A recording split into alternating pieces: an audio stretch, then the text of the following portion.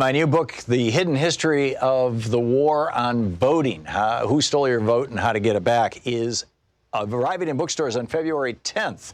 More information is available at all fine bookstores. I cover how the heartbeat of democracy depends on the vote. This book goes into depth on the racist legacy of our vote and the unique struggles of African Americans, women, and Native Americans. In part 2, there's a deep dive into the economic royalist modern war on voting. And part 3 is the solution section, how to get out there and get active. I'm also on the road to the book tour for The Hidden History of Voting. Join me on Monday, February 17th in San Francisco for the Berkeley Arts and Letters series, on Wednesday, February 19th at Town Hall, Seattle, Sunday, February 23rd for the Blue State Ball in Minneapolis, Friday, February 28th at Powell's in Portland, and Sunday, March 1st in Chicago. More information is available at thomhartmann.com. This book is the third in the series after The Hidden History of Guns and the Second Amendment and The Hidden History of the Supreme Court and the Betrayal of America. Our book today is In Defense of Public Service by Cedric L. Alexander. The subtitle is How 22 Million Government Workers Will Save Our Republic. This is from Chapter 1, Civil Servants and Servant Leaders. Unelected public servants are found at all levels of government, federal, state, and local, but the modern model for all is found in the federal employment systems. More specifically, it is in the concept and operation of the federal civil service system, which governs the appointment and tenure of most federal workers. Those who believe that the unelected federal bureaucracy is a deep state covertly dedicated to the overthrow of elected government see the civil service as a fundamentally unconstitutional innovation, a monster of very recent creation. Such demonizing mythology aside, the truth is that the origin of the unelected government is found in the Constitution, under Section 2 of Article 2. The article defines the powers of the executive branch, and the second paragraph of its Section 2 assigns to the President the power to, quote, nominate and by and with the advice and consent of the Senate, to appoint ambassadors, other public ministers and consuls, judges of the Supreme Court, and all other officers of the United States, whose appointments are not herein otherwise provided for, and which shall be established by law. End quote.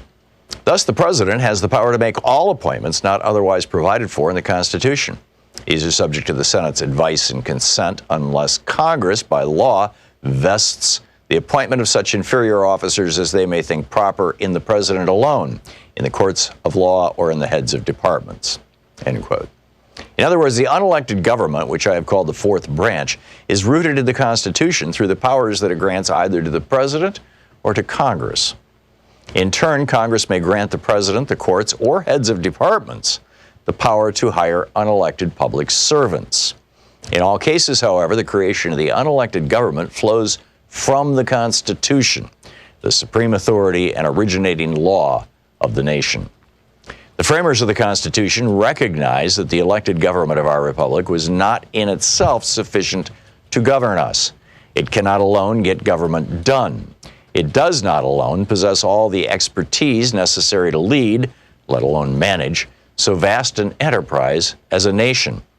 If this was true in the late 18th century, it's even truer in the 21st century geopolitical and technological environment that is far more complex, and that therefore requires a cadre of professionals possessing a wide variety of specialized skills, training, education, and experience. The Constitution does not call these appointments and hires a fourth branch, but that is what the federal service and other government workers constitute. De jure, in law, there is no fourth branch of U.S. government, yet it unquestionably exists de facto, in practice, in reality, in fact. Does the fourth branch compete with the three constitutionally established branches? No. It coexists with them as provided for in Section 2 of Article 2 of the Constitution itself. Those three constitutional branches are absolutely necessary to our republic, but they are not sufficient to it, as the framers acknowledged.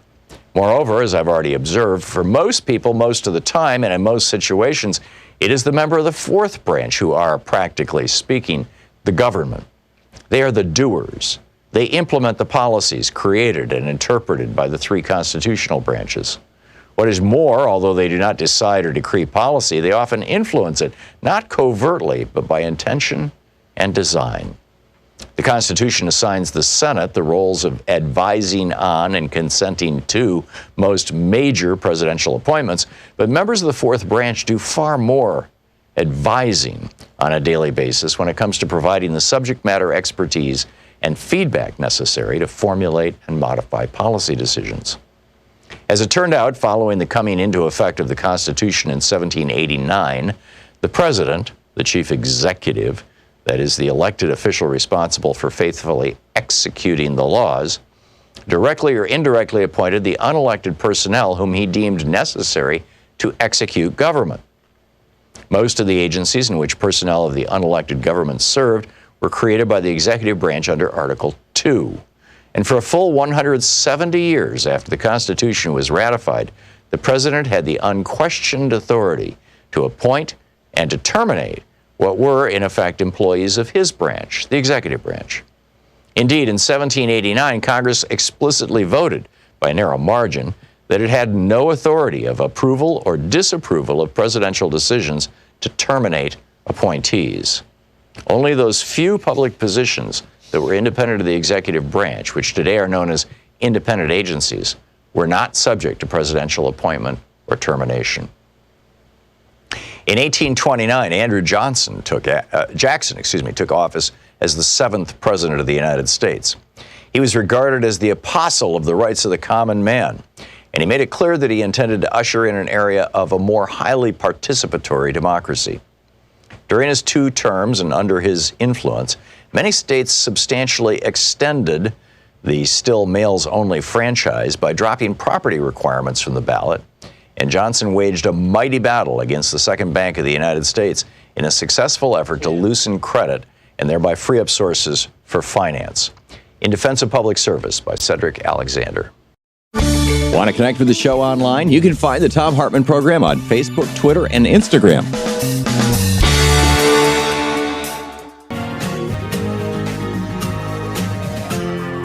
This is the Thom Hartmann Program.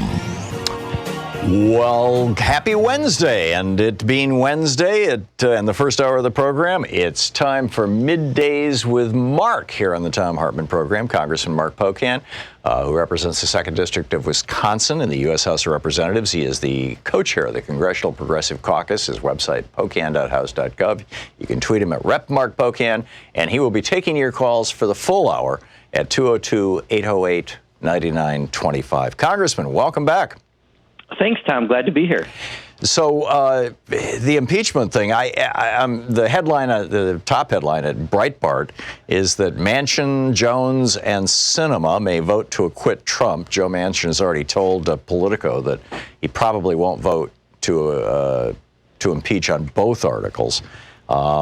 He was kind of waffling even on witnesses this morning on Morning Joe. It was very strange. And Trump is now raging at Bolton on Twitter, saying we'd be in World War VI and et cetera. I'm wondering what you think is going on. It's starting to look to me like even if we get witnesses, no matter what is said, there's no way this guy's going to be removed from office. What do you think? Yeah, well, I mean, from the very beginning, listening to Lindsey Graham and Mitch McConnell, you knew the trial wasn't set, to be fair. But the American people get it abundantly, clearly, that we need to have witnesses and documents disclosed in order to have a fair trial, and that's what we didn't get in the House from the White House, and now in the Senate. If you don't get it, I think they really pay a price. So I think the bombshell of John Bolton's book suddenly has got Republicans a little bit nervous, and I think they're going to be scrambling to try to block any witnesses between now and Friday, which is when they would take them up. The next 2 days are just going to be doing questions and answers on what's been presented so far. But, I think for anyone who's not an extreme partisan, you got to be looking at this and wondering, if you were accused of a crime you didn't commit and you have a witness who can say you didn't do it, every single person would have that witness talk. Yeah. And the fact that the president can't do that, and now even the people close to him are starting to say they want to talk, and he still doesn't want to let them talk, it just doesn't pass the smell test. And I don't think the president wins out of this, even if a stacked Senate doesn't decide to remove him from office. American people are able to figure this out. And I think this week got real interesting, especially when it turns out John Bolton might be his demise.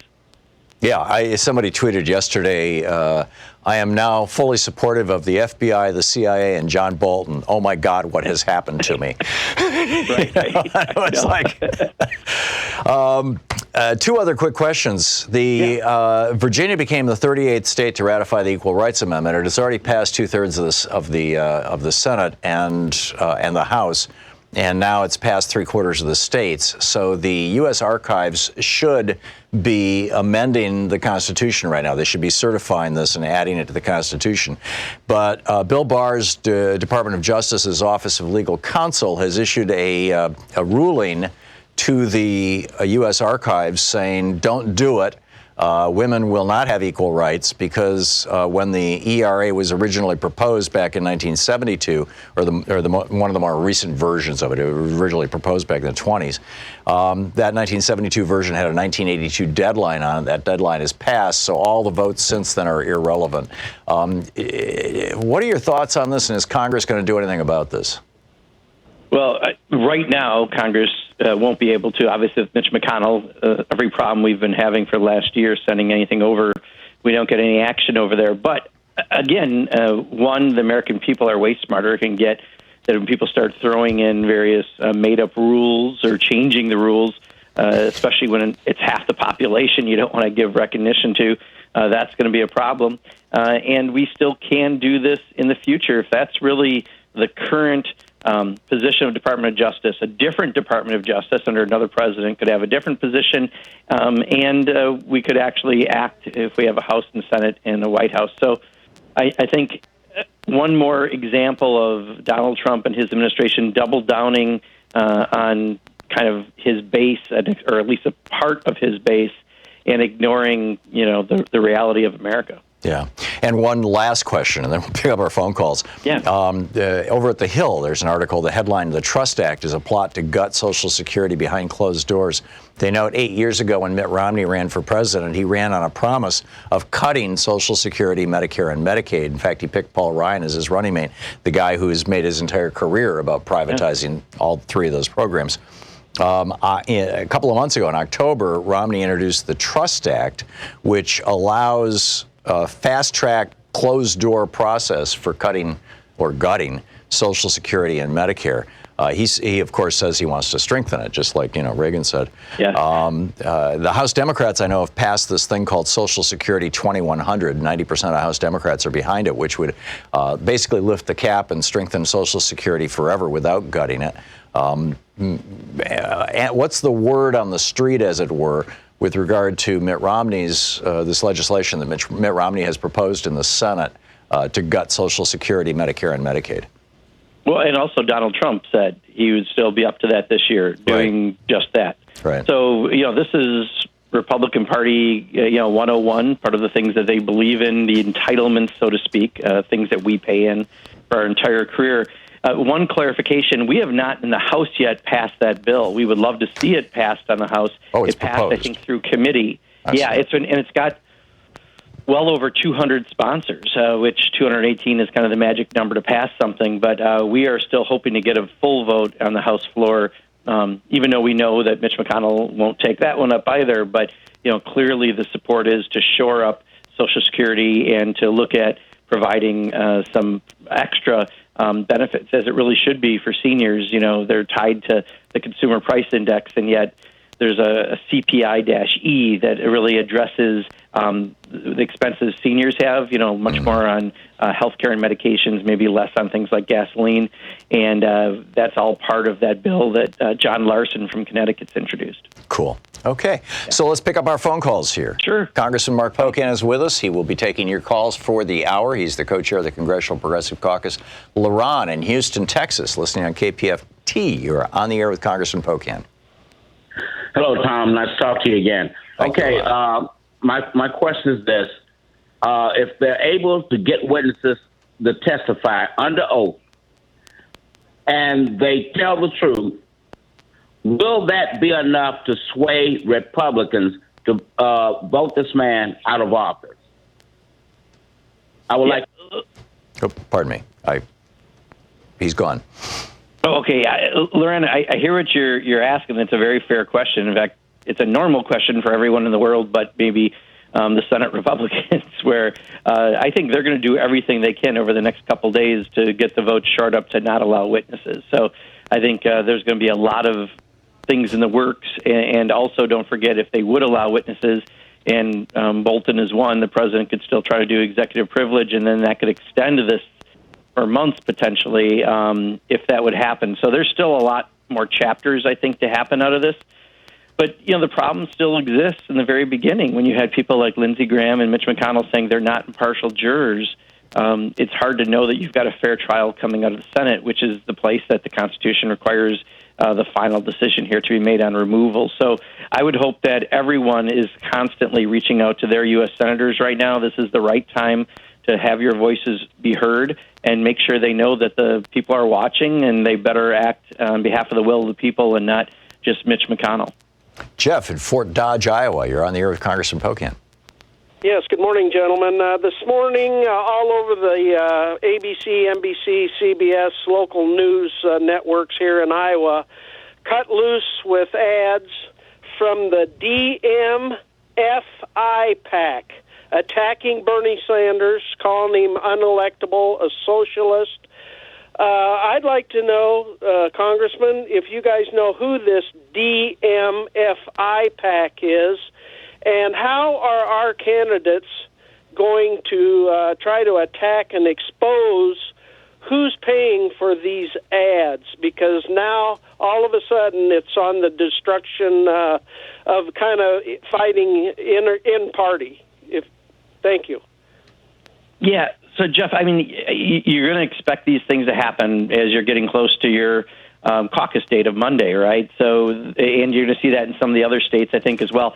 I don't know who DMFI is offhand. I don't know if you do, Tom, but I don't. I saw an article about this morning that they were about to drop these. In fact, I'm pretty sure it was on Twitter. And do you know who it is, Sean? She's tracked it down. Democratic Majority for Israel. Oh, it's the Democratic Majority for Israel. That's right. This is a pro-Israel super PAC. Yeah, and I think... Or a pro-Netanyahu super PAC, perhaps. Yeah, Jeff, so I was in Cedar Falls, Cedar Rapids, Iowa City, Davenport, Clinton, and Dubuque this past weekend on behalf of Bernie, and I'm going to be going back Saturday, Sunday, and Monday this weekend.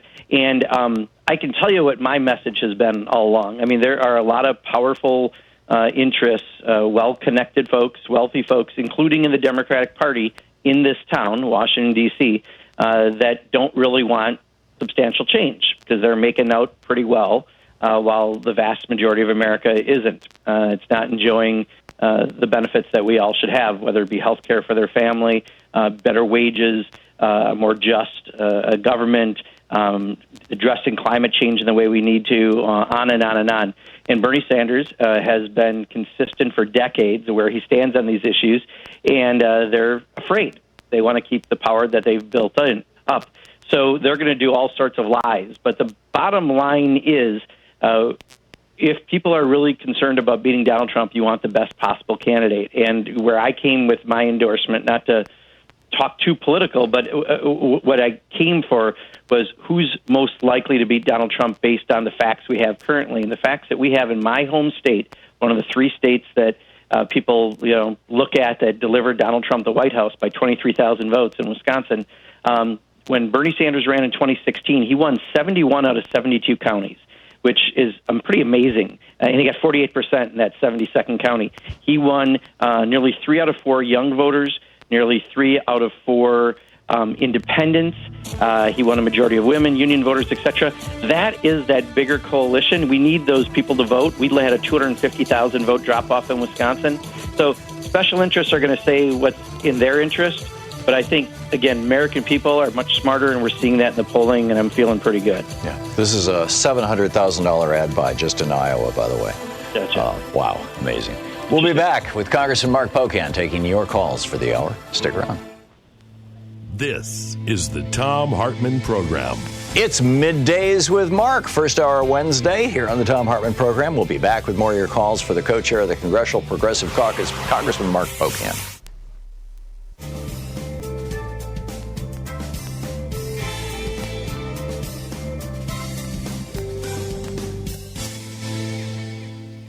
And welcome back. Horace in High Point, North Carolina. You're on the air with Congressman Pocan. Good morning, sir. What I would like to know is, why is it that the Democrats are not taking their money and putting it into the races for the Senate? You take over the Senate, you already got the House, then you can do all of these things. But you're fighting a losing battle unless you get the Senate. Yeah, Horace, I don't think anyone disagrees with you, and I think there's plenty of efforts around trying to make sure, especially in those key states that are up, there's a lot of money going to the Senate candidates.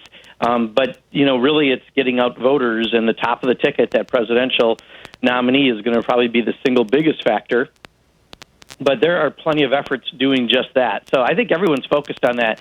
We've got to hold the House. I feel like we can. We've got good people who are in those tough districts, and we've got some good pickup opportunities. The Senate is really key to make sure, if we get the White House, that we've got the ability to get all three houses and really move some legislation. But I don't think there is any problem with resources not going to the Senate. So I think everyone's on the same page on that, Horace.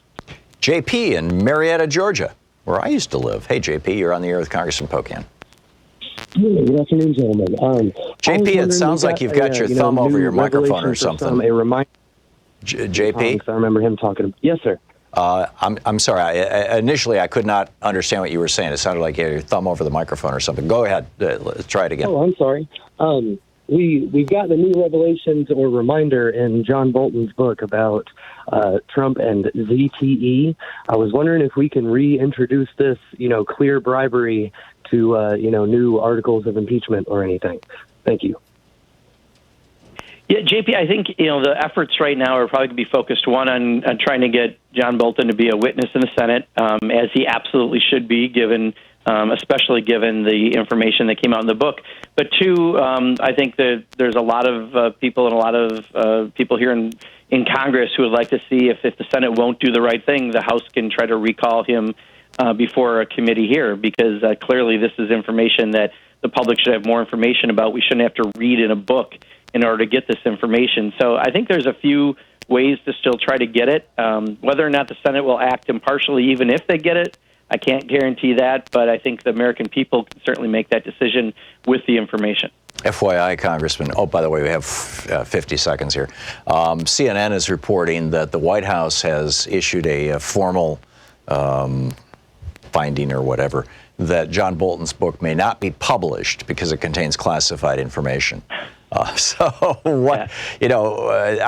been saying all along, I think the reason why John Bolton wants to get his testimony on the record is because he wants to testify to the stuff that is in his book that he knows Trump is going to object to. And once it's a matter of public record, the White House can't prevent it from being published. It's now public record. What do you think? Yeah, well, and the thing is, especially being back home, being in Iowa, I was also in Nevada last week for a little bit. When you talk to real people, none of this passes the smell test. It just doesn't look right for someone who's innocent to be doing all of these things to so-called not allow his innocence to be proclaimed. Right. And there's a price to be paid there. Okay. Congressman Mark Pocan taking your calls for the hour. We'll be right back with more of your calls for the co-chair of the Congressional Progressive Caucus, Congressman Pocan. His website, pocan.house.gov. You can tweet him at @RepMarkPocan. And we'll be right back.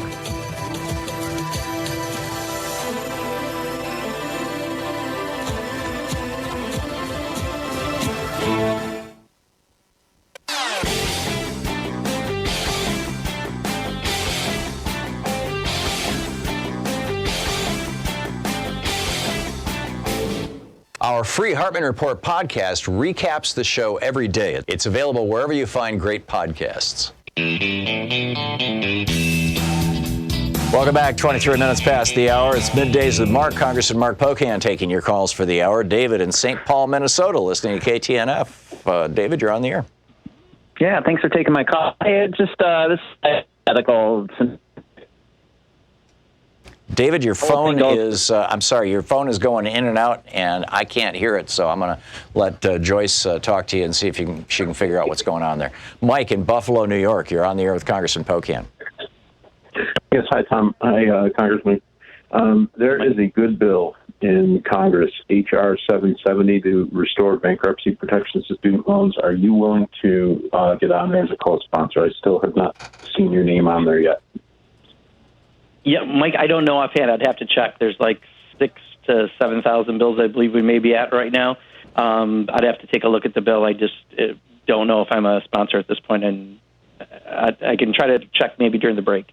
Charlene in Mesa, Arizona. You're on the air with Congressman Pocan. Hi, Congressman Pocan and Tom. I'm calling because our recycling situation in the United States is really getting bad. My municipality just announced that we're no longer going to be able to recycle anything but plastic water jugs, pop bottles, and paper. That's it. Like business letterhead paper. They're not going to accept they'll accept cans still if washed and clean. They're not going to accept. So what's your question, Charlene?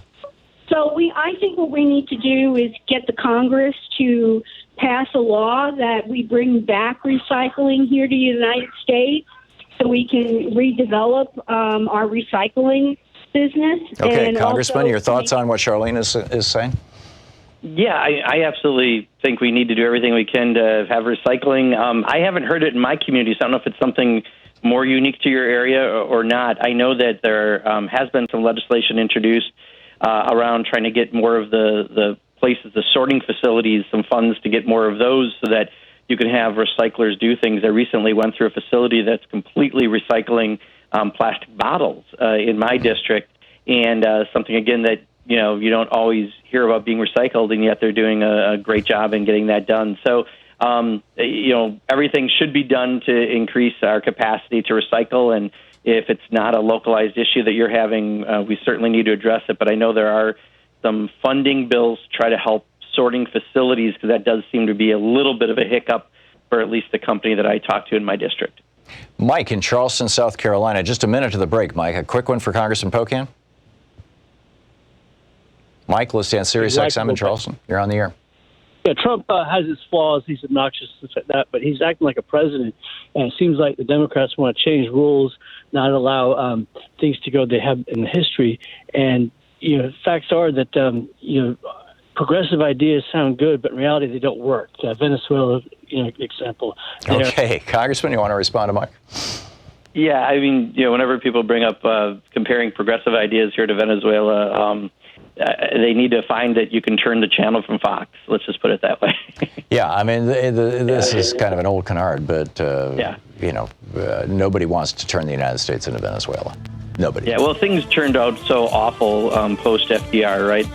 Yeah, Franklin Roosevelt. Yeah, that was a real disaster. Social Security and Medicare and Medicaid and unemployment insurance and all those other progressive ideas that were all opposed by virtually every Republican, by the institutional Republican Party, and still are opposed. The Republicans still want to gut Social Security, Medicare, and Medicaid. Amazing. We'll be right back. It's 27 minutes past the hour. You're listening to the Thom Hartmann Program. Call 202-808-9925. Congressman Mark Pocan taking your calls for the hour. He is the Big Cheese Progressive, the co-chair of the Congressional Progressive Caucus, and he represents Wisconsin.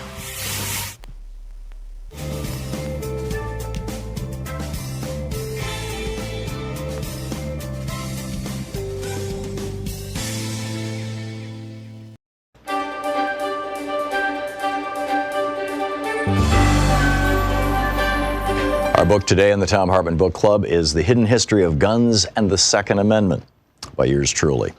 This is from Chapter 1, The Unholy Alliance of Racism, Genocide, and Guns.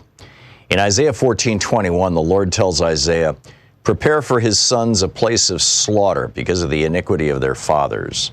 It's a variation on the old story of karma and seems in a very real way to be playing out today in the United States.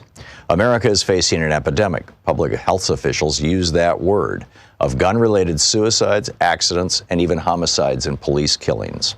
That epidemic has grown worse in the past decade, largely because the number of guns in America has increased, in large part because of the racial fears of white men who have bought guns in record numbers for 8 years during the time in office of America's first black president. A landmark 1999 study from researchers Franklin Zimmerman and Gordon Hawkins showed that the main correlation, far surpassing mental illness, socioeconomic status, or race, that could be defined as causal in predicting the rates of gun deaths is a simple number: the number of guns distributed among society. In the 30 years since that study, Zimmerman and Hawkins' results have been replicated and reanalyzed dozens of times.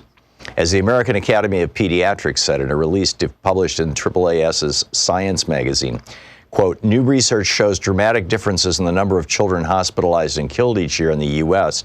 from firearm-related injuries based on their state's gun legislation, even after adjusting for poverty, unemployment, and education rates. It found twice as many pediatric firearm deaths in states with the most lenient gun regulations compared to states where gun laws are strictest, end quote.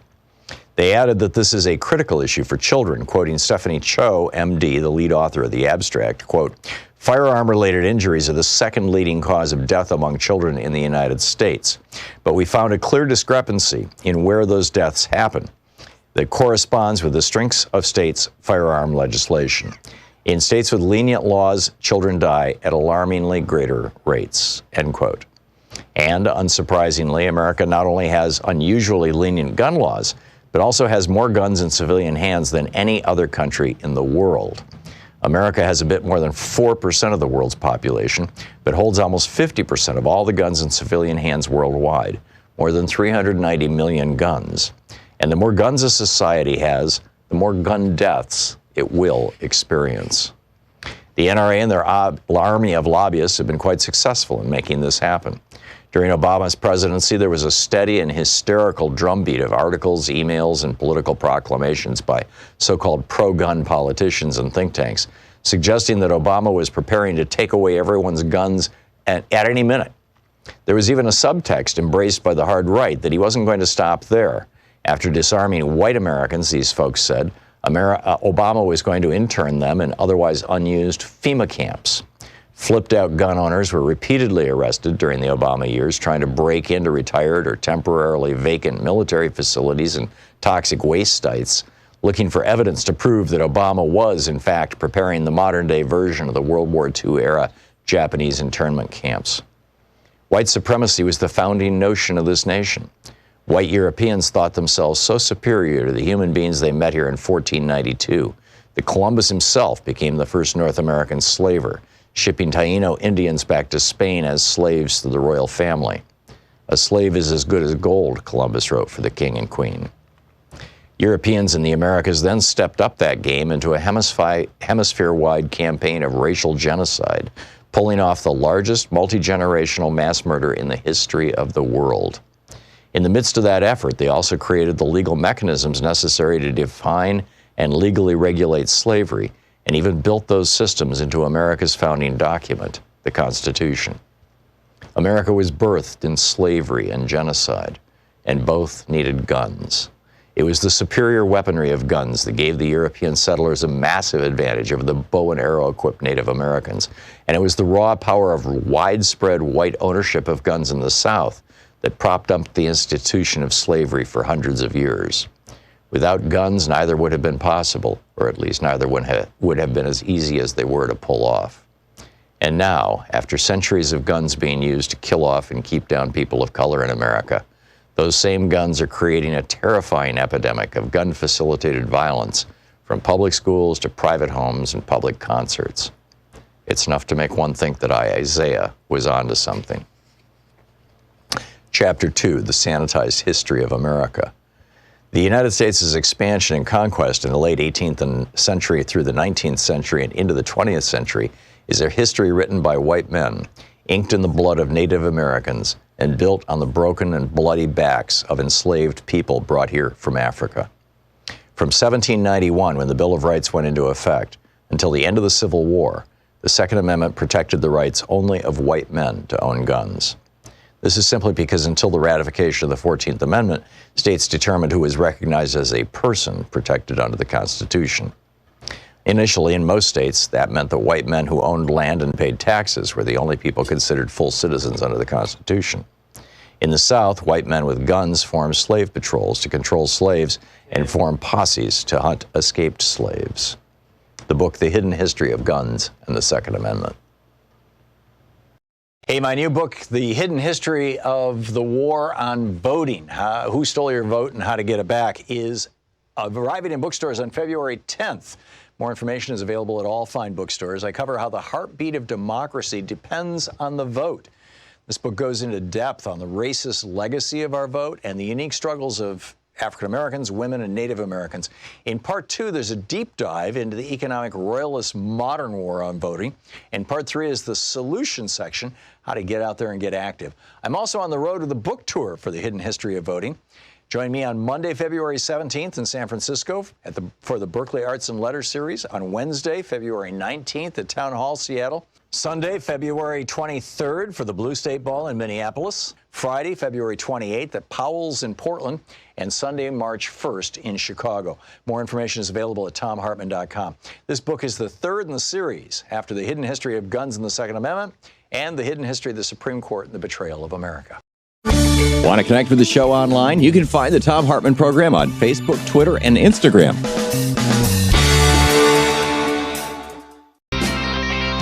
And I'll add, we might be in Los Angeles in 2 weeks on the book tour as well with a collaborative fundraiser for KPFK. We'll see it. So we're trying to work out the details. It's Middays with Mark. Congressman Mark Pocan on the line with us, taking your calls for the hour. Tyrone in Harlem, New York. You are on the air with Congressman Pocan.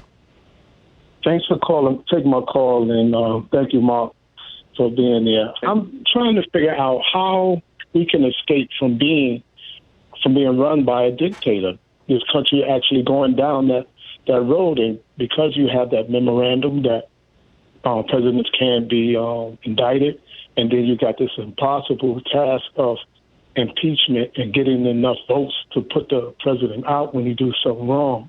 Then you have Dershowitz that's saying even if you do something wrong, you can't impeach him.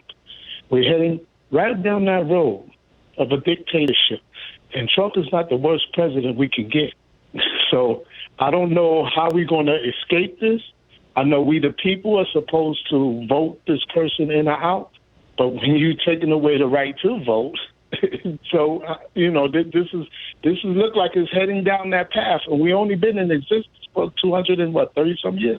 We're still young, so I see it coming. That's the problem I have. How do we avoid a monarchy or a dictatorship, Congressman? Yeah, Tyrone, I've seen a lot of people compare what we're doing to, there's a movie that came out, I want to say 15, 20 years ago, Idiocracy, that they're on a slide given, especially Donald Trump and how he's treated the White House. I do think, though, that American people are going to turn him back in November. I really feel that people are tired of the way he's governed, that he does think that he's a dictator in some ways or a despot. He seems to appreciate those folks around the world the most, and he's trying to operate as if he's the only authority, whether it be a king or a despot. Either way, he's not doing what the Constitution says. And I think by turning him back in November, we're having a statement that speaks pretty strongly to that. So I'm not too concerned that we're on a real slippery slope. I think if we can deal with Donald Trump, we can turn things around. I do think he's about as bad as you can get. Maybe I disagree with you on that, Tyrone, but I think we've still got some ability to turn this thing around with November. If I can, Tom, two quick updates from people that asked questions. One, sure. I wanted to get back to Mike in New York. I looked up the bill. It took me a little longer, so I didn't get a chance to look up the text of the bill. I'll look at it a little more. There's only 14 co-sponsors right now. It was introduced over a year ago, so it hasn't had any committee action. So I'll take a look at it, but it doesn't seem to be gathering a lot of support, introduced by a Republican from New York. And then secondly, to Jeff in Iowa, who's asking about DMFI, I just found something. It's actually a group that is got a number of high-profile Democrats, including Paul Begala and others who are on their board who did those commercials. And I think, they need to be called out for doing things because just because Bernie Sanders feels if you're going to have peace in the Middle East, you've got to have all parties involved, which means Palestinians and Israelis, because if everyone has always supposedly supported a two-state solution, you're going to have everyone involved to get there, isn't enough of a reason to pull out ads saying that Bernie Sanders can't win or whatever they're trying to say in the buy that they put out there. So I just wanted to say I did look at the group. Unfortunately, there's responsible adults behind it, and they should know better, and we need to call them out. Thank you. Kathy in Madison, Wisconsin. You're on the air with Congressman Pocan. Thank you, Tom, for taking my call. Hello, Mark. Thank you for being my congressman. Thank you. I'm concerned. I'm concerned that the Democrats are not responding to the argument the Republicans have, especially Trump's legal team, that impeachment should have never happened in the House. It can't go forward for removal because he has committed no crime. Well, I looked up, and this took me like all of maybe about an hour and a half. I found out some 13 violations of laws this guy actually committed if, the facts are as presented. And I'm having a problem about why Democrats aren't talking about that. I'm not going to name them all, but just a couple. We already know about the GAO thing about him impounding the funds. He had no right to do that. They already said that was a violation of law. We know that soliciting foreign aid from a foreign country in an election is a really, really big violation of law. But there's like other ones like converting government property to personal use when he was dispatching people to go work on his behalf to help him get elected, that also violate laws about doing, political activity on So, on Kathy, let's time. get Congressman Pocan's response to your question. It's a good question. Yeah, Kathy, no, you bring up a great point. I think what the point to remember, and I was a little surprised when I first saw this, is there is no penalty for the lawyers who are presenting Donald Trump's case to lie before the Senate. And John Roberts, his job is only really as a parliamentarian, not to call people out for various things. So, of course, the lawyers, we've caught them in multiple lies already just in the case that they've presented, and there really is no recourse. So we just have to understand they're saying there's no crime. Clearly there is, and I think the Democrats have presented the case, which is why impeachment vote happened the way it did in the House. But again, their lies aren't going to pass the smell test, and I think we just continue to proceed. And if the Senate doesn't do its job, I think the court of public opinion will moving forward this year towards November. David in St. Paul, Minnesota. You're on the air with Congressman Pocan. Yeah, hey, Congressman and Tom. Hey, thanks for taking my call. I have a hypothetical here, and it's what if the precedent is set that you can't impeach a president because the other party is complicit, and at what point do the Democrats have to look at stopping this guy from re-election or during his next term if he is re-elected to find, I don't know, dirt or something on him as far as financial records and everything?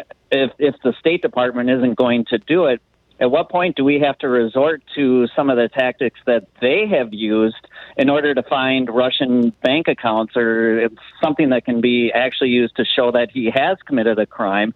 I don't want to resort to those tactics, but in order to get power to stop this guy, at some point, the Democrats may have to do something like that in order to, stop him. And if it's similar to the Citizens United case, no one wants big money, but that's the way our system is going to be set up. So at some point, Democrats may have to resort to something like that in order to stop him and let's get the him out of Congressman's power. response, David. Sure. Well, David, I think, first of all, we are investigating a whole lot more, from his tax records to the emoluments clause to more related to this case. We've got 6 committees that have, in general, the oversight over what Donald Trump's been doing. The biggest problem we're having, just like we had in the impeachment trial, is if you give a subpoena and the president's folks don't adhere to it, you can go to court, but it could take not months, but years to get resolution to that. So we're still proceeding, doing all of those things. Unfortunately, there are some of those barriers there. But I think the real issue is going to be, again, that court of public opinion coming November. Elections have consequences, and I think, we saw the consequences of 2016 in Wisconsin when 250,000 Democrats weren't inspired enough to get out and vote, and we lost the state by 23,000. And what happened in Michigan and Pennsylvania and a lot of other places. So we just need to make sure that we're heard. We're being very active in our democracy between now and November. We'll keep doing the oversight hearings and trying to gather information. The problem is some of it doesn't come quickly, and I think what the president's doing is more than obvious to many people, and we need to make sure that we're very active moving into November. Mike in Chicago, you're on the air with Congressman Pocan. Mike? Yes, hi. Can you hear me? Yeah, just fine. Okay, sorry. Okay. If it looks like it's going to be that they don't allow witnesses on this in the Senate, is it possible that the House can bring Bolton to as a witness on their end to reopen the a possibility of another impeachment, and with the in addition to all the new evidence that's come out since the initial impeachment? And also, is there any likelihood of going after an impeachment of Barr? I don't know on the second question offhand, just because there's a limited amount of capacity with what we're all trying to get done right now. On the first part, I can tell you that I think it's already been said by Adam Schiff and others, if the Senate doesn't bring John Bolton, we can subpoena him to come before a committee now that he said he would. But whether or not he'll come to the House or the president will put executive privilege out there could put us in that same legal court battle. So I don't know if I have an answer for you other than we have already said we're willing to do that in the House if the Senate doesn't act properly. It's Middays with Mark here on the Thom Hartmann Program. Congressman Mark Pocan, the co-chair of the Congressional Progressive Caucus, who also represents the 2nd District of Wisconsin in the U.S. House of Representatives, taking your calls for the hour. His website, Pocan, Pocan.house.gov. You can tweet him at @RepMarkPocan. You're listening to Thom Hartmann. Visit ThomHartmann.com for audio and video archives. More of your phone calls for Congressman Pocan in just a moment. It's 45 minutes past the hour.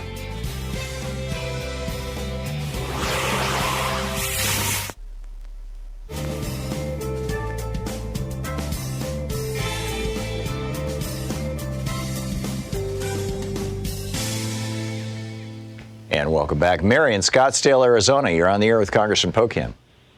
Hi, gentlemen. I have a question about how can we stop Tom Perez and the DNC from stealing the election from Bernie again? With this convention list they came up with, you got John Podesta, who wants to crush Bernie, and you have Barney Frank, and there's one person on there to support Bernie, and we are furious. People are getting ready.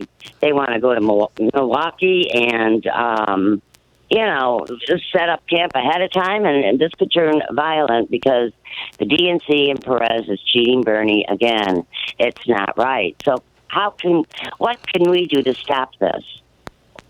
So I had this question asked in Iowa, and I just say put your energy into what is practical right now, which is making sure if you support Bernie or whoever your candidate is, you make sure they're trying to win Iowa and New Hampshire and Nevada and South Carolina and your state. Because if it gets resolved, which I think it will before it gets to the convention, this is all a concern about something that's probably never going to occur. So put your energy not towards something down the road. Put your energy towards electing the candidate you agree with most. And I still think there's a very good likelihood that will still be how the nominee is selected. And I really think focusing on that is the best use of everyone's time. Robert in Ojai, California, listening to KPFK. You're on the air with Congressman Pocan. Good morning, gentlemen. I'm wondering why the Progressive Party has not come up with a statement that would outline a cost and savings for the Medicare for All concerning a family of 4. Most people seem to be not being able to understand what $1 trillion for a decade means. I think votes will come in if you're addressing the middle-class families or any families who have to pay their Medicare expenses and their co-pays and etc. So I'm just wondering why they haven't come up with something that will address the people rather than these. Right. Got it. Messaging. Thank you, Robert. Yeah, I hear you, Robert. In fact, one of the challenges we have is the most official estimate that's out there is the Congressional Budget Office score, the CBO score, and they have not scored the bill yet. And because of that, we don't have that to really use. So we've got some estimates by some think tanks, and we can put that out there. I think what Bernie's tried to do, and I believe Elizabeth Warren as well, in some of the debates that I thought was helpful, is they're trying to explain to people, yes, there's a cost to it, but there's also savings to it.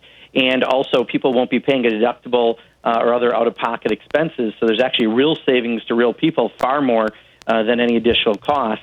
But it would be nice to have that explained in a very clear way. As a journalism major, we're taught to communicate at an 8th grade level so that the mass majority of people can understand our messaging. And I don't think we've been able to do that quite as well. People are good at spinning big numbers like trillion. It's going to cost you more, even if it's nothing but a bald-faced lie. And I just think having something as simple as explaining how it saves a family money, especially with those out-of-pocket expenses, would be very helpful. Yeah, and no deductibles, no co-pays, exactly. And plus, hearing and vision and mental health and all these other things, right? Exactly, long-term care. Yeah. Go down the list. There you go. Congressman Mark Pocan is with us, taking your calls for the hour. He's the co-chair of the Congressional Progressive Caucus. We'll be right back with more of your calls for Congressman Pocan in just a moment.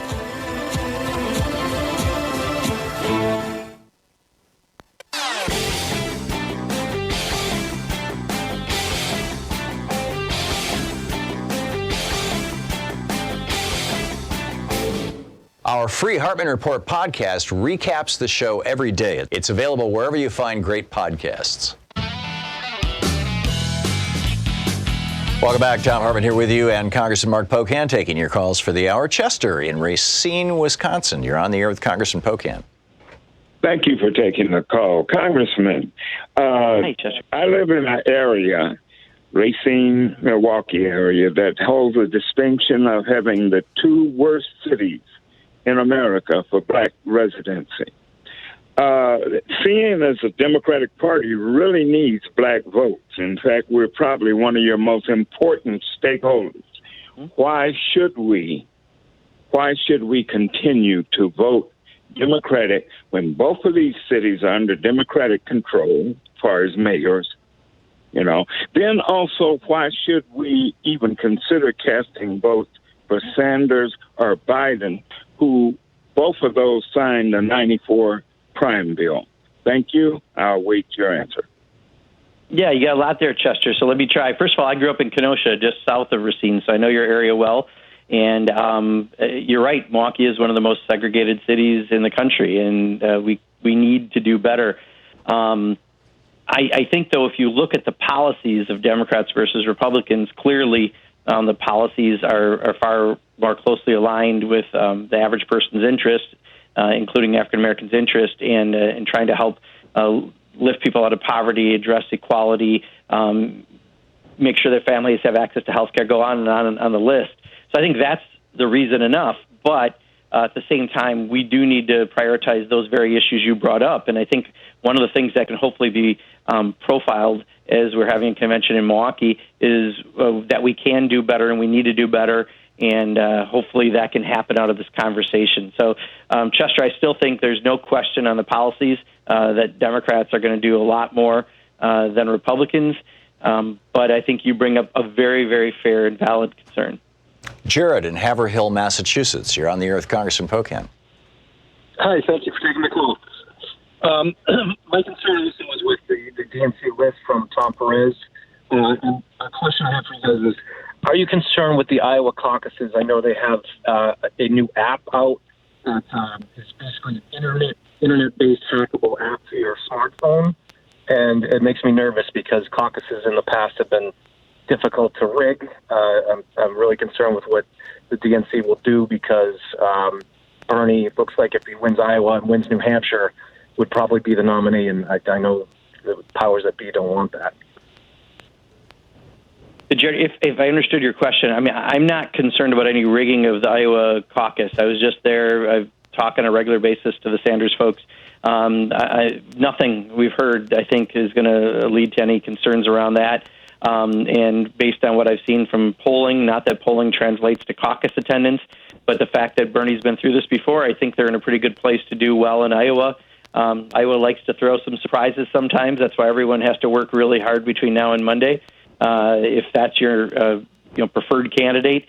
But I have not heard anything that makes us believe there's anything that could happen astray with the caucus system there. I think one of the rule changes does make them first release the total number of votes for every candidate. Then they're going to release you have to get a certain threshold to be viable, the combined results, and then I think at that point they release the actual where the delegates go. So it's going to be a three-step process this time, but you'll actually have more information than you've ever had before. Alan in Crown Point, Indiana. You're on the air with Congressman Pocan. Yes, Congressman. How can the Democrats win the Electoral College in 2020 or 24 or 28? Well, you just got to win some states that we traditionally win, and we got to campaign in them. Places like Wisconsin and Michigan and Pennsylvania, just as three examples, but I think there's a lot of other states also that would fall in that category. So, I would argue that from 2016, what hurt us in Wisconsin and Michigan and very likely Pennsylvania, where we didn't inspire enough voters to come out, especially a lot of blue-collar voters and others, who, Hillary Clinton never came to Wisconsin post-primary, and that hurt us quite a bit. We had a 250,000 Dem vote drop-off. The campaign, I'm not going to say Hillary per se, but her campaign made some serious mistakes by neglecting a place like Wisconsin, and I think, you can't neglect any of those places. We got to campaign hard, and you need a nominee that's going to appeal to the broadest number of voters, including a lot of young voters and other disenfranchised voters that don't come out in all elections. If we do that, we can win more than just those three states, but a whole lot more. Peggy in Ruckersville, Virginia. You're on the air with Congressman Pocan.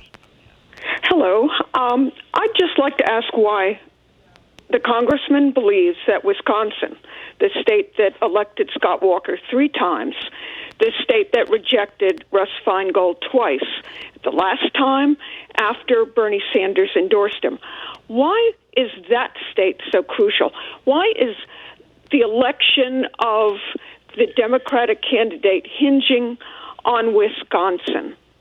I don't think anything short of a major detonation will get the so-called progressives of Wisconsin out to vote for the Democrat, whoever it is. Yeah, Peggy, I couldn't disagree with you more, and I come from Wisconsin. In the last election, Tammy Baldwin, who's a very progressive U.S. Senator, won Wisconsin by 11 points. And we elected every single statewide official as a Democrat just in the 2018 election. So it certainly can happen. It is a math problem we had in 2016. People weren't inspired to come out. We have to have a candidate that inspires voters to come out. When you lose 250,000 Democratic voters, including in my hometown of Kenosha, where a lot of folks, 14,000 people, used to make cars no one does today. And Amazon Distribution Center is the big employer that advertises up to $12.75 an hour. Your parents made way more than that 3 decades earlier. People had a reason to not be as impressed, and Donald Trump said some of the right things about bringing jobs home. He lied to them. He never did. But we had a big drop-off, and that's why Russ Feingold lost. He was ahead in every single poll, but you can't lose that many voters. So really it's appealing to the people that don't always vote, making sure they get out. But we did that in Wisconsin in 2018, and Tammy Baldwin won by 11 points. So you're saying that 250,000 voters who voted for Barack Obama didn't bother to show up to vote for Hillary Clinton? Yes. In my home county of Kenosha, only 1,000 more people voted for Trump than Romney, but 7,000 fewer people voted for Hillary Clinton that came out for Barack Obama. And that's one of 72 counties. Amazing. Congressman, thanks so much for being with us today. Yeah, thank you, Tom, as always. Congressman Mark Pocan. You're listening to Thom Hartmann.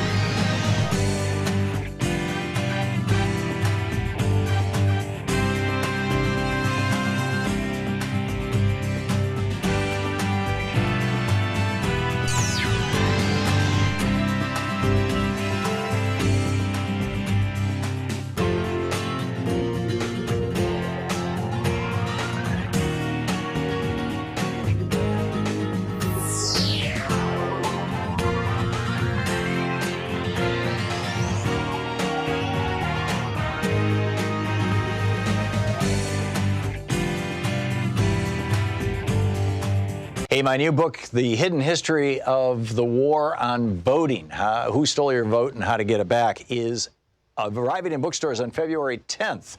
More information is available at all fine bookstores. I cover how the heartbeat of democracy depends on the vote.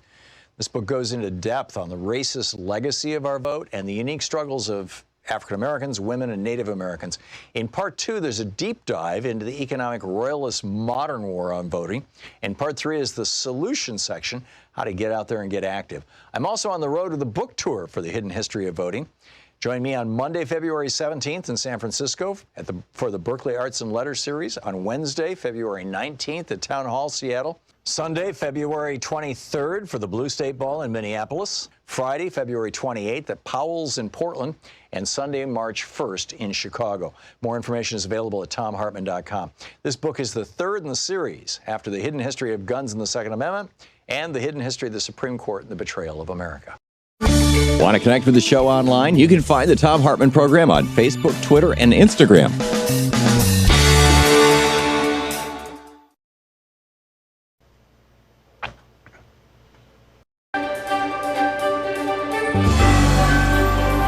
Our book today is Why You Should Be a Socialist by Nathan J. Robinson. This is from the introduction. In the last few years, U.S. politics has become completely upended. The presidency of Donald Trump, which took politicians and commentators by total surprise, shattered a number of Washington orthodoxies. Very few experts thought that a vicious, loutish reality TV star was capable of rising to the nation's highest office. But they had misjudged political reality and forgot the cardinal rule: anything can happen. Trump's improbable rise to power was not the only political irregularity to occur over the last several years. While Trump was defeating the most powerful figures in the country's two major political parties, another unexpected phenomenon was occurring: the rise of a new radicalism on the left. When Bernie Sanders began his campaign for the 2016 presidential nomination, nobody expected him to pose a serious challenge to Hillary Clinton. Clinton was the consensus choice of the party establishment, and influential Democrats openly said it was her turn. Sanders was in the race as a protest candidate. Not only was he considered a marginal figure in Washington, lacking both connections and funding, but he did not have any of the characteristics that traditionally made one electable. He was from a tiny state known for hippies and cheese. He was old. He was not particularly photogenic, polished, or popular. And he was an avowed socialist in a country that had had a half-century Cold War between good American capitalism and evil Soviet socialism. It was not, however, a year in which the traditional criteria of electability would have mattered especially much. Sanders, perhaps as much to his own surprise as anyone else's, quickly attracted a significant following. His radical message, stingingly critical of the existing Democratic Party, resonated strongly with progressives who felt let down by Obama and viewed Clinton as part of an uninspiring and possibly corrupt political dynasty. When the first primary contest came around, February's 2016 Iowa caucuses, Sanders achieved a shockingly strong result, coming close to beating Clinton outright. As Sanders began to fill stadiums with crowds, attracting a highly visible and well-organized following, it quickly became clear that the race would not be the coronation that Clinton had anticipated. Clinton ultimately won the Democratic nomination, but it took a bruising fight. Sanders was no mere protest candidate. He was a serious competitor who won 23 contests to Clinton's 34. While Clinton received over 16 million votes across the various primaries, Sanders achieved a remarkable 13 million. It was surprising enough that a socialist candidate could be anything more than a gadfly in a major party nominating contest. It was downright stunning that such a candidate could rack up nearly 24 primary victories against one of the most experienced and well-connected members of the Democratic Party. Sanders' unexpected rise to prominence represented an extraordinary shift in the political landscape. The nearest precedent was Eugene Debs' 1920 presidential run on the Socialist Party ticket. Debs achieved nearly 1 million votes despite being in prison for defying the World War I draft. But even Debs didn't pose a serious electoral threat to the dominant parties, receiving only 3% of the general election vote. Sanders, who once recorded a spoken-word Eugene Debs tribute album and kept a portrait of Debs in his office while mayor of Burlington, Vermont, achieved a far greater measure of success. He may not have started the political revolution that he often spoke of, but he came relatively close to poaching the presidential nomination from the party elite's pre-selected candidate. The Sanders campaign was fueled by millennials whose dissatisfaction with mainstream Democrats made them highly responsive to Sanders' progressive message. Clinton may have had more support than Sanders overall, but young people of all races and genders preferred Sanders over Clinton by large margins.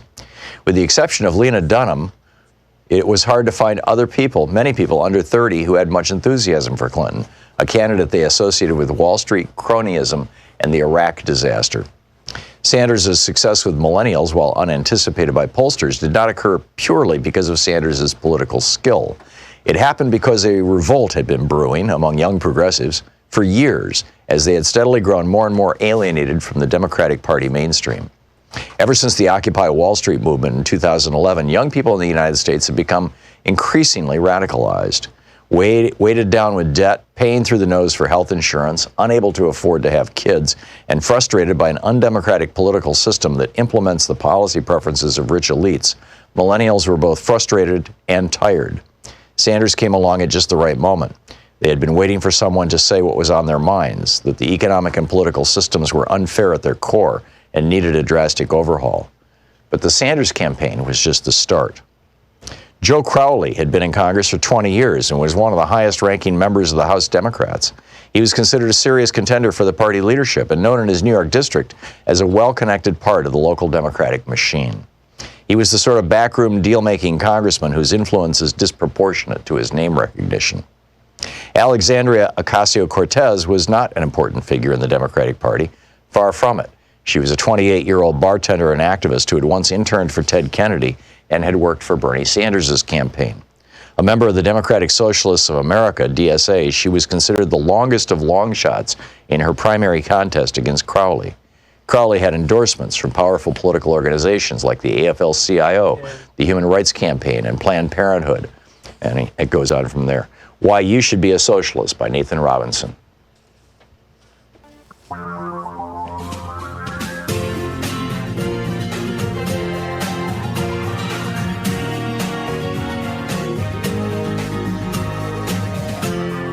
This is the Put him on the board, Hartmann right? Program.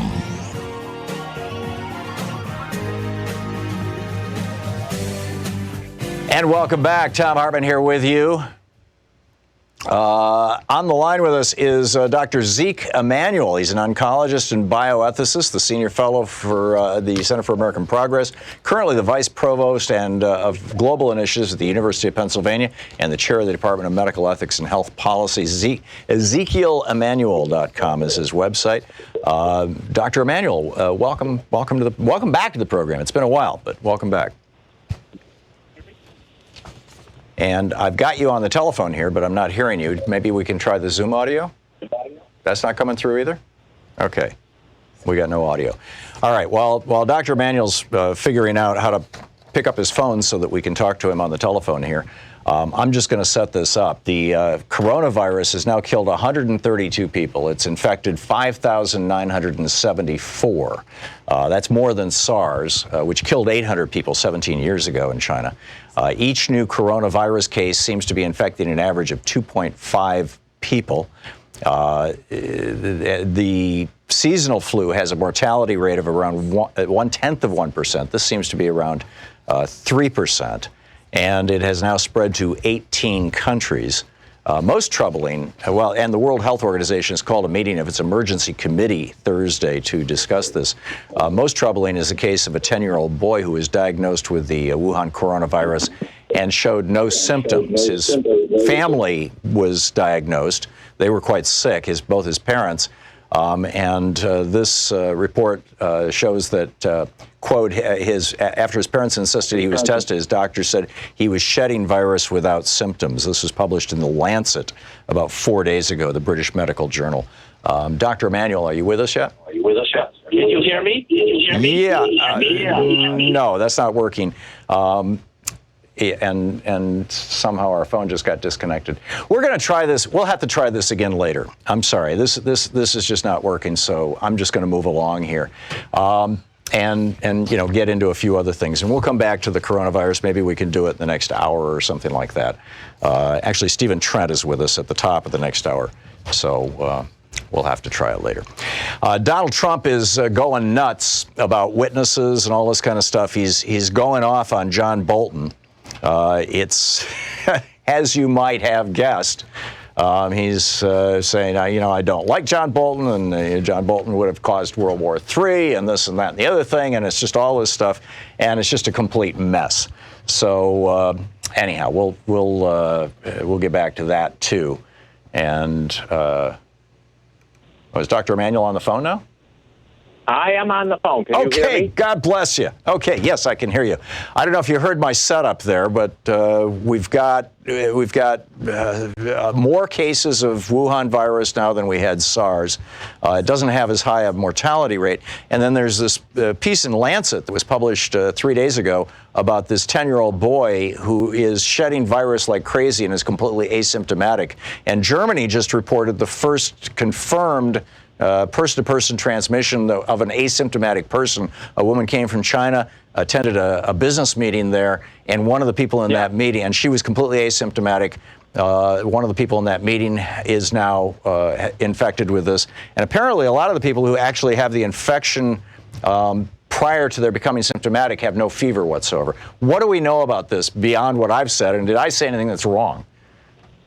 No, so far you've said everything that's right. I do think, there is a worrisome factor that, you can spread this while being asymptomatic, and that does make it harder to screen people and know who should be, quarantined or restricted access. Is that different from the common cold and the flu?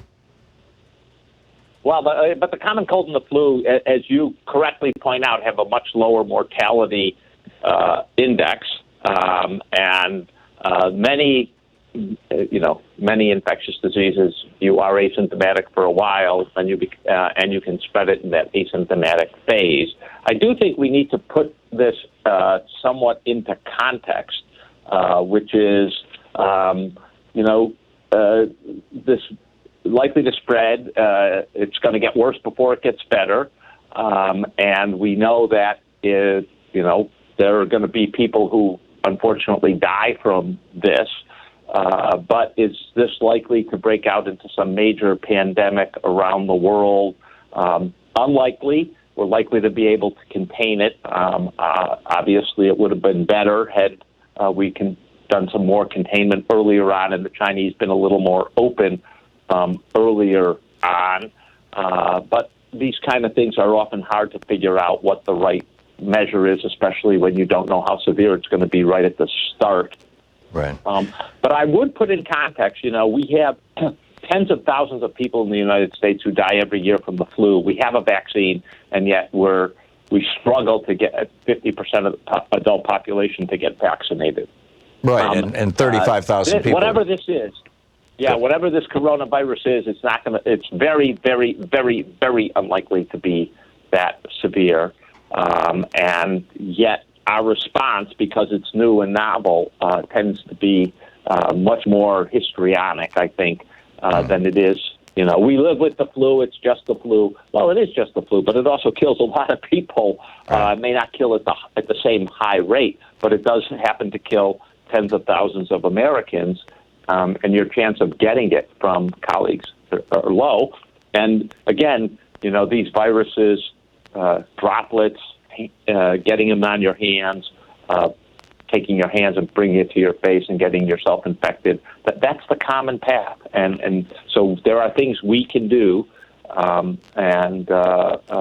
try to prevent transmission. Yeah. There was a fascinating op-ed in the Washington Post, I believe it was, by an ER doc who was living in Beijing during the SARS outbreak. And she kept her kids in the public school, and they started this policy of everybody wash your hands all the time, because apparently the transmission of coronaviruses like SARS and this new one and the common cold, for that matter, isn't so much through the air like the influenza is. When the air is very dry, the flu virus floats around in the air for a while. But apparently it's touching surfaces, and then, like you said, touching your face or your mouth or nose. Yeah. And she said that they started just, rigorously washing their hands semi-obsessively. And the result was that not only did nobody get SARS, even though there was one case right where she lived, nobody got SARS. But in addition to that, the rate of common colds in this school just collapsed. And so, this may be, we don't need face masks. We need to wash our hands. Is that the bottom line here? Assuming that it gets here? We need to be more scrupulous about it. And I would say, first of all, we should not be hysterical that every person with a fever or every person who's been to China has this. And I think that, a little rationality. China is a country of 1.4 billion people, and we're talking about, say, 4,000 or 5,000 people documented. Say this rate is even 100 times that. We're talking 400,000 or 500,000 people, right? That's 0.01% or 0.03% of the entire Chinese population. It's a tiny, tiny amount. Now, that doesn't mean we should put our guard down. That doesn't mean we shouldn't worry about this and have our healthcare, public health experts out there. But we should do the rational thing. And we know that, washing your hands and not putting your hands on your face as frequently as we do, very important to control these kinds of infections. So I think tone down the hysterical response and tone up the rational response. And by the way, if you haven't gotten the flu vaccine, that would be a good thing too. Yes, absolutely. Two other data points here that I'd love to get your thoughts on, and then we're going to hit a hard break in about 2 minutes. Rear Admiral Timothy Zimmer was the Senior Director for Global Health Security and Biodefense at the National Security Council. He was Zimmer, great man. Right, and he was put into place after the Ebola thing, and he was basically in charge of America's response to epidemic diseases. He was fired or removed from his office by John Bolton, actually, and has not been replaced. So we have nobody in charge of epidemic responses in the White House right now. And we are the only developed country in the entire world that does not have a national health care infrastructure, a national health care system. How vulnerable do those two factors make us?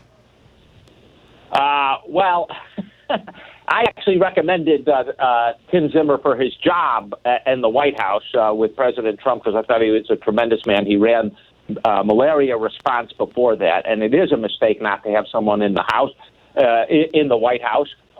Things come up under the Obama administration. We had H1N1 in the early years, 2009, 2010, that we had to respond to, and you need someone who can coordinate that response and get our best people. Fortunately, the United States does have the CDC, very competent. It does have Tony Fauci and the National Institute of Allergy and Infectious Disease, again, competent response. It would be better to have it coordinated centrally at the White House that can talk to every agency and private industry as we need them to respond to this. But we already have, people working on a vaccine. We do have a reasonably good infrastructure. As you say, not having universal health care coverage probably impedes our response. God forbid we have a pandemic. That was my concern. Coronavirus or of the flu. Right. We've got 30 million people who are uninsured, and we've got at least 150 million people who postpone going to the doctor because they're concerned about the expense of a copay. You and I are in heated agreement about this problem. Yeah. Okay. That is a gap in our ability to respond, and this is unlikely to be a major issue. This coronavirus. But our ability to respond to some pandemic or some issue is seriously impeded when people are worried. Oh, maybe I won't go to the doctor because I have symptoms, but I can't afford to show up at the urgent care, the primary care doctor, or the emergency room. That is not a good place for us to be. Yeah, amen. Dr. Ezekiel Emanuel, thank you so much for being with us today.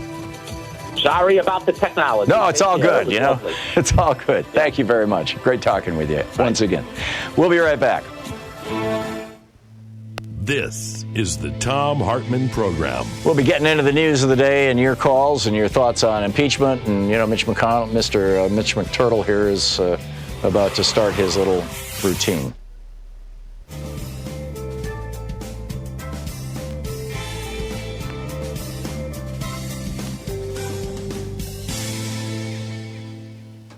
And welcome back.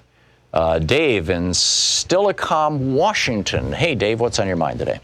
Yes, sir. Hey, great program as usual. Very, very interesting. Thank you. Hey, I'm kind of concerned. I think we're kind of missing the rhinoceros in the room, if you will. I'm kind of concerned that Trump will take acquittal by the Senate trial as a green light to double down and continue corrupting the process. Now, add that to the whole array of tools, tactics already in the 1%'s toolbox, like Greg Palast, who's been on your program, has done some excellent work investigating election, voter suppression of non-white and poor voters that were likely to vote Democrat. And his research still hasn't really come out. It's not really widely known among the public. Right. Add that to gerrymandering by the GOP. Citizens United opened the floodgates to insurance companies and other corporations.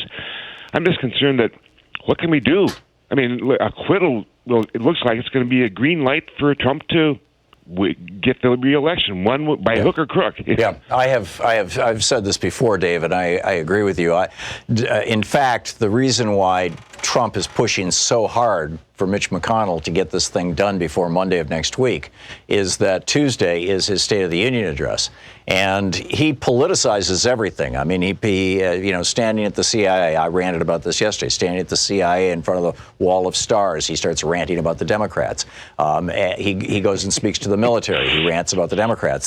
This is something that no president, literally no president, has ever done before. It's so wrong, and he will politicize this, and he will use the State of the Union address to say that the Democrats tried to take me out, and I, Claudius, I stand here now strong, and I've been exonerated, and there was no crime, and there was no, this or that, no quid pro quo, and not only that, there was no collusion with Russia, and Mueller exonerated me, and he's going to make all these claims, and he's going to make them on national television with everybody watching, and that's the crescendo that they're all building up to, and then after that, he's double empowered. And I agree with you. He's already asked China to look into this, and we now know that he's had 2 private meetings with President Xi in which he's raised the issue of Joe and Hunter Biden going over to China a couple of years ago, about 5 years ago, and Hunter Biden ending up with his hedge fund getting $1 billion from a Chinese bank.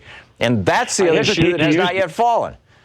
I hesitate to use the F word, but I tell you, the second Trump term, we're likely to see, if he's reelected, which we're going to be seeing some overt signs of outright fascism. I'm afraid. Oh yeah. If he is reelected, and by the way, his ground game on Facebook is just blinding the Democrats. It's incredible what he's doing on Facebook. And Mark Zuckerberg is apparently an enthusiastic cooperation with this. Judd Legum has a great piece on this over at popular.info today. It's worth reading.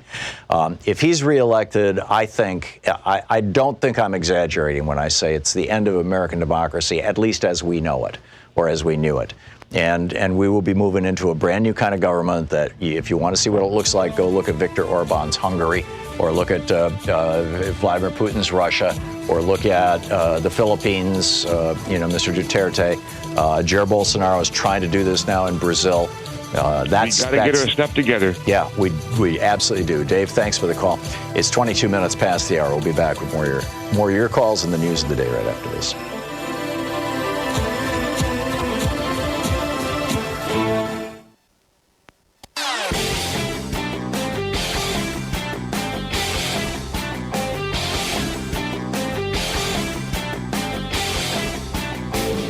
Our free Hartmann Report podcast recaps the show every day. It's available wherever you find great podcasts. Welcome back. Thom Hartmann here with you. And it's nice to hear from Zeke and get let's all take a deep breath moment. At the same time, there are some real concerns here. There are very legitimate concerns, and we need to be paying attention to this stuff. As time goes on. The question and answer sessions have begun in the Senate. I'll bring you a recap at the top of every hour as if any meaningful questions are asked and if any meaningful answers are given. I'm not holding out great hope, which is why we're not playing it live right now.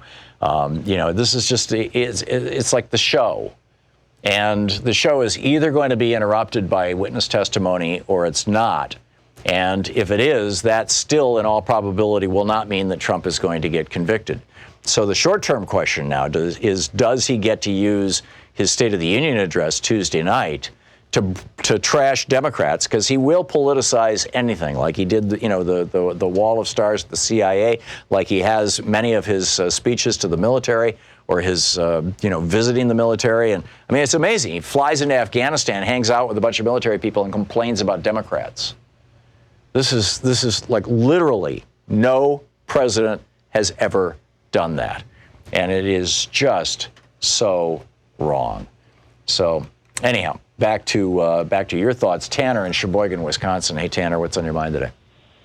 Hey, since we know that this acquittal, the ultimate acquittal, is a foregone conclusion, and that means that at some level McConnell and elements in the GOP establishment want this thing to continue, and I think they do, because I think it allows them to control Trump, and it allows some of the more neocon elements to extract what they want. They had this bogus peace plan that came out, the Soleimani assassination, which Trump admitted outright was so that he could secure votes he needed for the impeachment.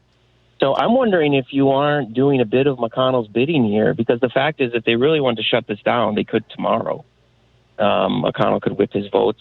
So to me, this all stinks, and it seems like small ball politics, and it's meant to distract. I mean, none of this is, well, you said it yourself. He's going to be acquitted. So right. It's a show. I guess you're dragging this out, and you think there's a political. If it's dragged out, I think it works the other way. No, I think if they can get this thing done before Monday, so that Trump can crow about it Tuesday night at the State of the Union, if they can get that, if they can make that happen, then Trump basically gets what he wants, and everybody on the Republican side gets to say, well, we had a fair trial. We spent 2 weeks on this. We really worked at it. We heard, hours and hours and hours of, et cetera, et cetera. On the other hand, as you correctly point out, the Republicans are in control of the process completely here. If 4 Republicans or more peel off and say, let's vote for witnesses, and Trump doesn't get his State of the Union address, I don't think that means that they're controlling him. I mean, I think that means that he's actually at serious risk. And that serious risk is, if 5, 6, 8, 10 Republicans say we want witnesses, and then if Bolton comes in and if his testimony is really damning, if he lays out, this is what he did, and I think it's wrong, and particularly if they allow Bolton to go the next step, which is the second chapter, not literally the second chapter in his book, but the second chapter that has been reported on about his book, which is where Bolton says that Trump is in love with autocrats, and basically they seem to be the template that he's modeling his presidency, around. And that kind of stuff, that could actually scare a few of the Republicans, particularly the Mike Lee and Rand Paul libertarian Republicans. But I think, more broadly, if that's the point at which they may have that Howard Baker moment that Rachel Maddow talked about, where Howard Baker, when he started, he started out thinking, he was going to be Nixon's guy in the United States Senate. He was going to make sure everything went fine for Richard Nixon. And then he started hearing the testimony, and he says, holy cow, there's something here. And, are any Republicans going to have that Howard Baker moment where they actually believe, their integrity trumps their, no pun intended, their listening partisanship? To the Thom Hartmann Program. Call 202-808-9925. And we'll know probably by the end of this week, certainly by early next week. We'll be back. It's 27 minutes past the hour.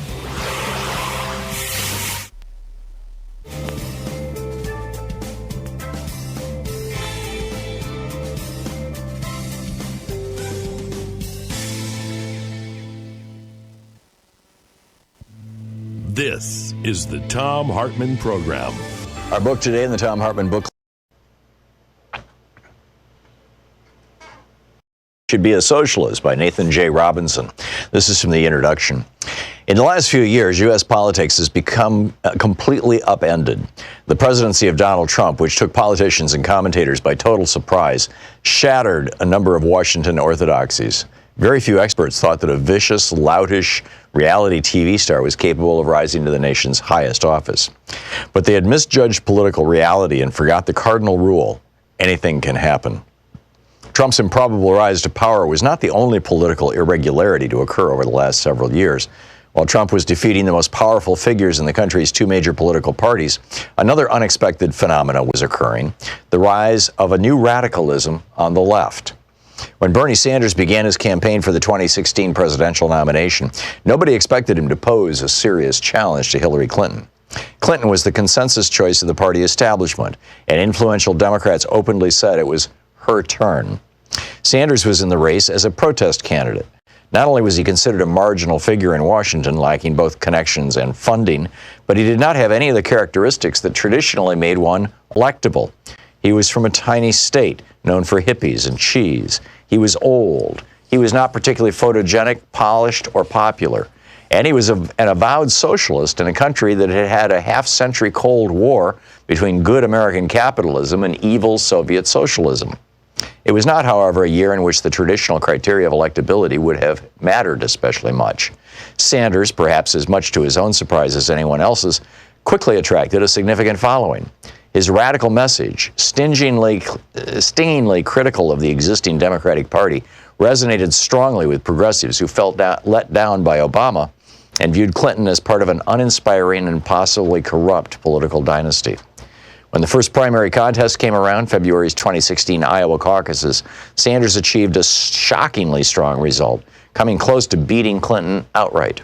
As Sanders began to fill stadiums with crowds, attracting a highly visible and well-organized following, it quickly became clear that the race would not be the coronation that Clinton had anticipated. Clinton ultimately won the Democratic nomination, but it took a bruising fight. Sanders was no mere protest candidate. He was a serious competitor who won 23 contests to Clinton's 34. While Clinton received over 16 million votes across the various primaries, Sanders achieved a remarkable 13 million. It was surprising enough that a socialist candidate could be anything more than a gadfly in a major party nominating contest. It was downright stunning that such a candidate could rack up nearly 24 primary victories against one of the most experienced and well-connected members of the Democratic Party. Sanders' unexpected rise to prominence represented an extraordinary shift in the political landscape. The nearest precedent was Eugene Debs' 1920 presidential run on the Socialist Party ticket. Debs achieved nearly 1 million votes despite being in prison for defying the World War I draft.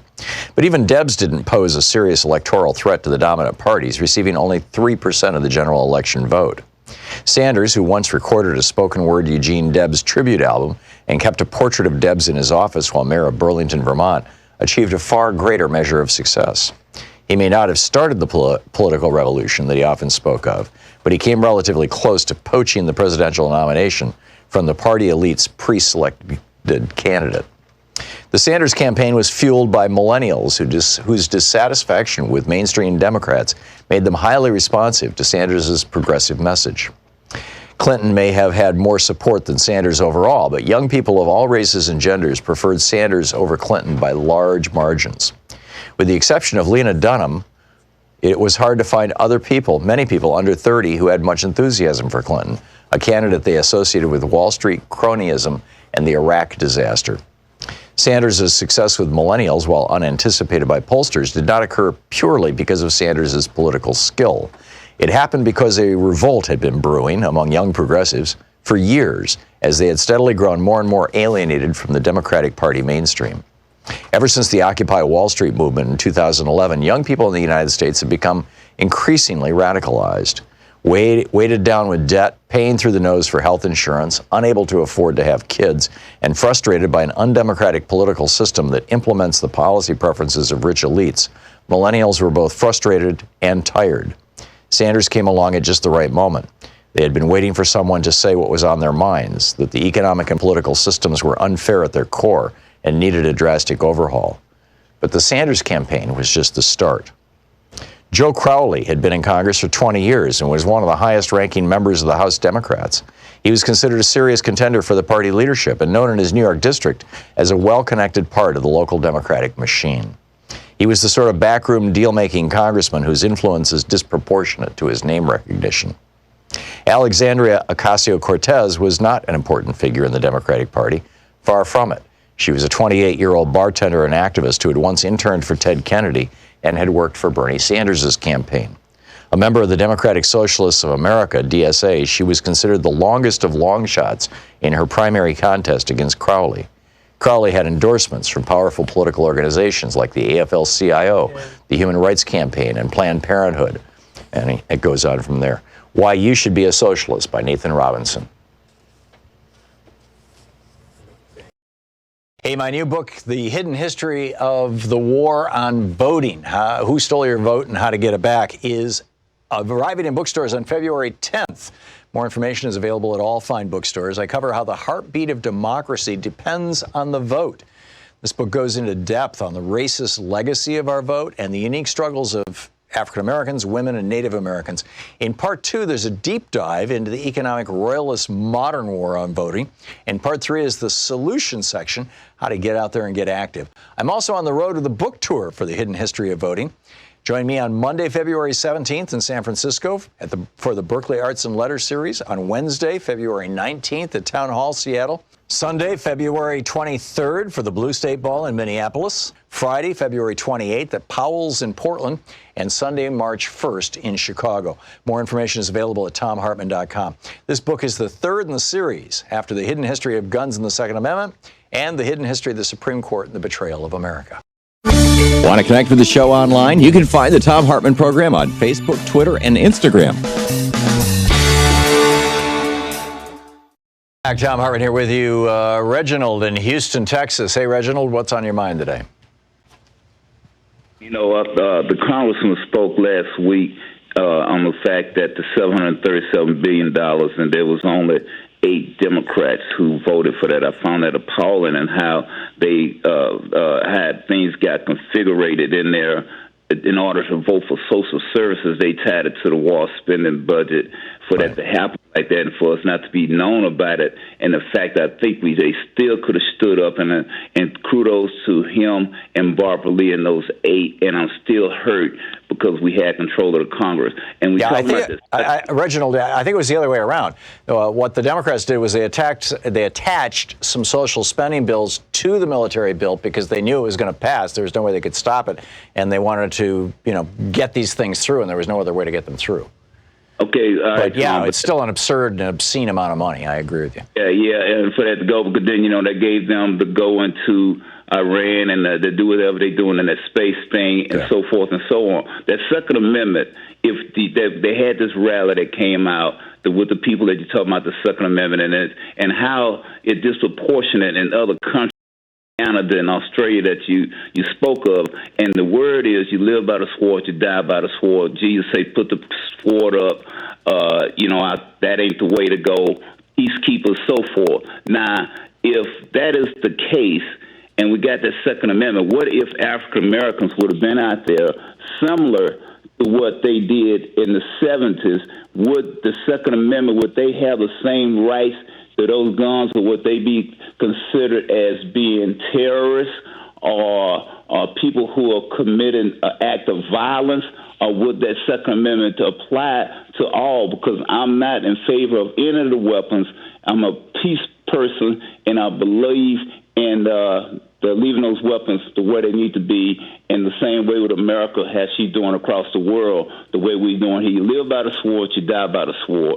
What can we do as far as to eliminate that? And what if African Americans would have been there the same way they deal with if you commit a crime? Right. If a child commit a crime that's white, they're bad. They're just a child doing bad things. If it's African Americans, they're criminal. Would that be the same way if we protest, and will we handled the same way as a good American citizen? Yeah. Well, Huey Newton and friends showed up at the state capitol in California back in the late 60s, early 70s, with guns. And Ronald Reagan was out there talking to a group of kids, and he freaked out. And 1 week later, as I recall, maybe 2 weeks at the most, the story's in my book on guns, Reagan and the Republicans passed the Mumford Amendment, which banned open carry of guns in California for the first time. And it was just, half a dozen guys who did that. That said, I mean, they were fearless, those guys. The Black Panthers back in the day. We have become so militarized. I mean, we got these SWAT teams, we got this hyper military, we've got these super hyperactive responses to black people, whether it's driving or working or picnicking or whatever it may be. Although I'm guessing that was the case back then too. We didn't have cell phone cameras to document it. I think your point is well taken, Reginald. I would not be the one to recommend that black people show up, do like they did in Richmond, Virginia last week, where 20 some odd thousand, I think exclusively white men showed up with guns. I wouldn't be the one to call for that, and I'm not sure it would necessarily be a good strategy, but it would certainly reveal the hypocrisy of it. The danger for bloodshed, though, is just terrible. Reginald, thank you for the call. Excellent points, all. Lawrence in Albany, Georgia. Hey, Lawrence, what's on your mind? Lawrence? Jamie in Nacogdoches, Texas? Nacogdoches. Okay, what's up? Yeah. Well, Tom, first of all, let me say I'm 85, so I don't know why I'm so interested in this, but a woman's right to choose. Mm-hmm. I heard last week on the Shreveport, Louisiana news, that's where my local news comes from, that there were, I don't know, I think it was 5,000 some odd abortions done last year in Shreveport. Mm-hmm. And I thought, this can't be true. I had my granddaughter to find the number for me and call them, and of course, they told me, no, it wasn't true, that they do serve other purposes. And they did tell me, though, that Ann Richards, our once governor in Texas, her daughter headed that up for a number of years, and that she had just retired. But so anyone you talk to in this area, they're not voting for a Democrat because of the abortion issue. Yeah, and the abortion issue, Jamie, you said, you're 85, this shouldn't be your issue, but really the abortion issue is a subset of the men controlling women issue. I mean, that's really the bottom line. Well, in fact, I suggested to them, and this may sound ugly coming from me, I'll try to keep it clean, but I said, if you guys would turn this around on the men. Mm-hmm. And I said, because usually the man is the one who initiates the sexual part of it anyhow. Sure. So turn it around on the man and say, okay, when that boy reaches 14, 15 years old, he has to have a vasectomy. That way he can have it undone when he is reliable enough to care for children, and they really want children, and he can have it undone, and they go on with their family. Well, I think if somebody was to pass a law that said that whenever a child is born, the male part of that couple that produced that baby is 100% responsible financially for the support of that child from birth to 21, and can go to jail if they don't keep up with it, which is nowhere near as draconian as going to prison for life for having an abortion, which is what some of these people are recommending. This is really about power. Somebody tweeted the other day, rape is about power over women, and so are the anti-abortion laws. And, not to totally conflate the two, but I think people need to understand the reason why these white evangelicals are so, foaming at the mouth about abortion has very little to do with abortion, and it has everything to do with controlling women, and that's the bottom line. Jamie, thank you for the call. There's a lot to talk about today. We move along here. Julia in Chicago. Hey, Julia, what's up? Hello. Tom, thank you for taking my call. Sure. What's on your mind? I just wanted to stress. I was listening to the interviews with the Senator Pocan this morning, and the people calling up with concern over Bernie and the DNC. I just wanted to remind everyone that we have never stopped being under attack from the foreign entities that have attacked our social media to try and influence our votes, and to remind people that it's done with surgical precision. Yep. They don't just go out and float an idea around. They set up themselves as a progressive on social media. They join progressive groups. They join Bernie groups. And then they start spewing right-wing ideology and extreme right. Right. Or just propaganda. generally behaving poorly.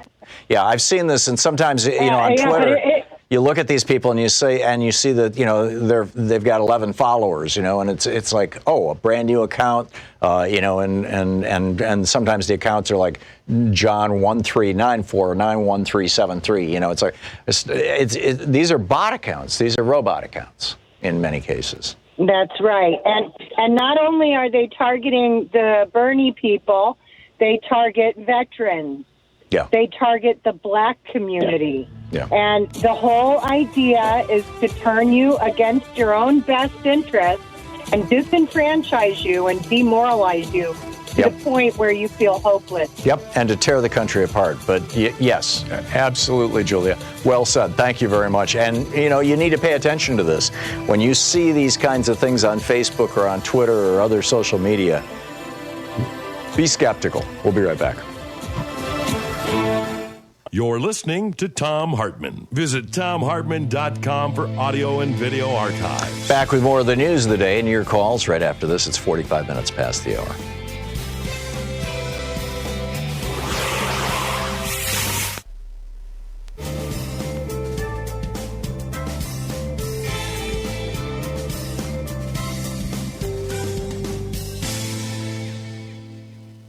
And welcome back. Jason in Huntsville, Alabama. Jason, you're on the air. What's up? Yeah, I was wondering, don't you think people should know that in Wuhan, where it broke out, there's a biohazard level 4 facility that it could also have came from? I don't know if that's true or not, but it's pretty clear, I think, to most of the epidemiologists who are looking at this, that this came about as a consequence of an open air, live animal, wild animal market. But the thing is, there's a biohazard level 4 facility next to the market, 8 miles from it. So yeah. I'm not ready to go all conspiracy on this, Jason. And if the Chinese were going to use a bioweapon, I doubt they'd be using it against their own people. So I'm not all that concerned. Thanks for the call, though. Lawrence in Albany, Georgia. Hey, Lawrence, what's up? Hey, Tom, how you doing? Good. What's on your mind? Good. Tom, I'm going to ask you a couple of questions. First of all, I've served in the Georgia General Assembly for 12 years. Mm-hmm. I'm the legendary speaker, Tom Murphy.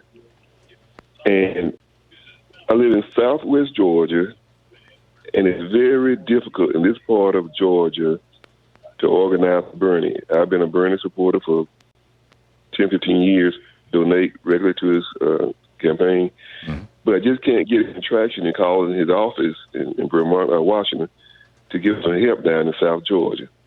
Okay? And maybe, if some of his people, hear this conversation between you and I on the phone, maybe they'll put some work into work in South Georgia. And second thing... Have you been able to get through to people, Lawrence? No. No. Haven't been able to... Why don't you try calling Congressman Ro Khanna's office or Congressman Mark Pocan's office? They're both acting as surrogates for Bernie right now while he's stuck in the Senate. And well, no, this goes back prior to him being in the Senate. We have our primary in March down here, and Biden is kind of he's not organized very well. But being a prior elected official, it's hard to get people to follow Bernie when I can't get any support down in this area of the state. Yeah. Okay. Well, that's what I'm saying. If you want to have an access point into the Bernie campaign, go through Pocan's office or through Ro Khanna's office, because, like I said, they're both acting as surrogates for Bernie, and if you mention my show, their people will take you seriously. Okay. And second of all, I hear y'all talk about Nancy as a great strategist, but in my time in the Georgia General Assembly, I don't think Tom Murphy, the Speaker, would have never allowed the Republicans in Georgia to have the platform that they have on this impeachment. I think Pelosi made a grave mistake when she had the opportunity to withhold those articles until February to after the State of the Union and then turn them over to the Senate. And you would have gave Trump the platform to boast on his speech on Tuesday night that he's been acquitted. Yeah, well, she defined the date for the State of the Union, and when she laid that down, everybody thought, okay, this is going to be right in the middle of the impeachment. And Mitch McConnell was the one who did the switcheroo, where he said, okay, we're going to go until 3 o'clock in the morning every single day if necessary to hear testimony for these 24 hours of testimony over a 3-day. And initially he had it over a 2-day period, you recall. It was the Republicans who revolted against that. So I don't think you can lay that on Nancy Pelosi, but I get your point, Lawrence. Thank you.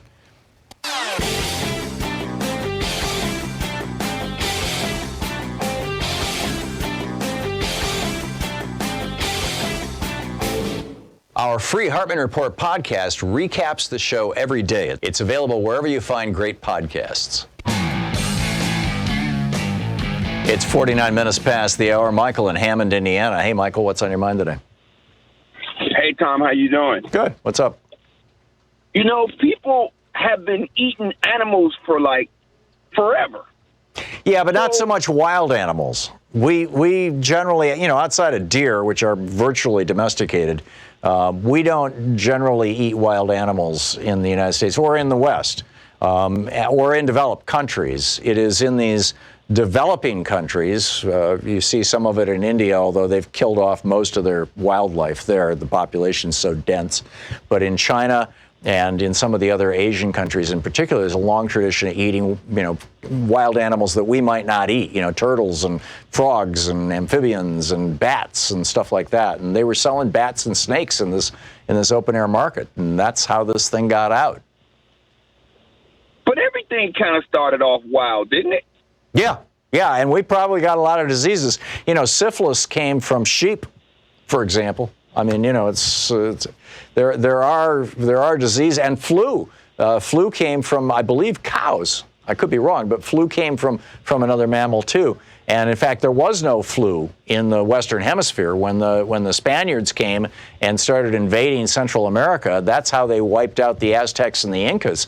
When Cortez marched into Huatzalcoatl, or however you say the capital city there for the Mayan Empire, or the Incan Empire rather. When he marched in, more than half the population was dead. And the emperor had lost all credibility with his people because he was thought to be a deity. But, how could a deity let half his people die? Because they'd literally never been exposed to the flu, whereas Europeans had been exposed to the flu for a long, long time because they domesticated whatever it was. I'm pretty sure it was cows.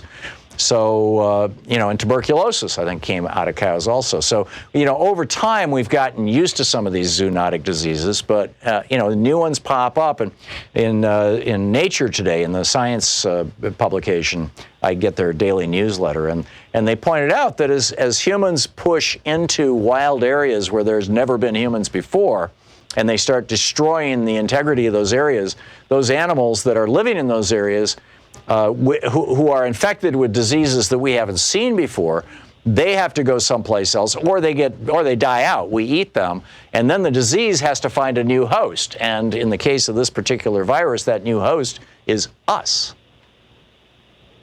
Show us the education, Tom. Thanks a lot. Thank you, Michael. Good talking to you. Becky in North Berwick, Maine. Excuse me, Becky. What's up?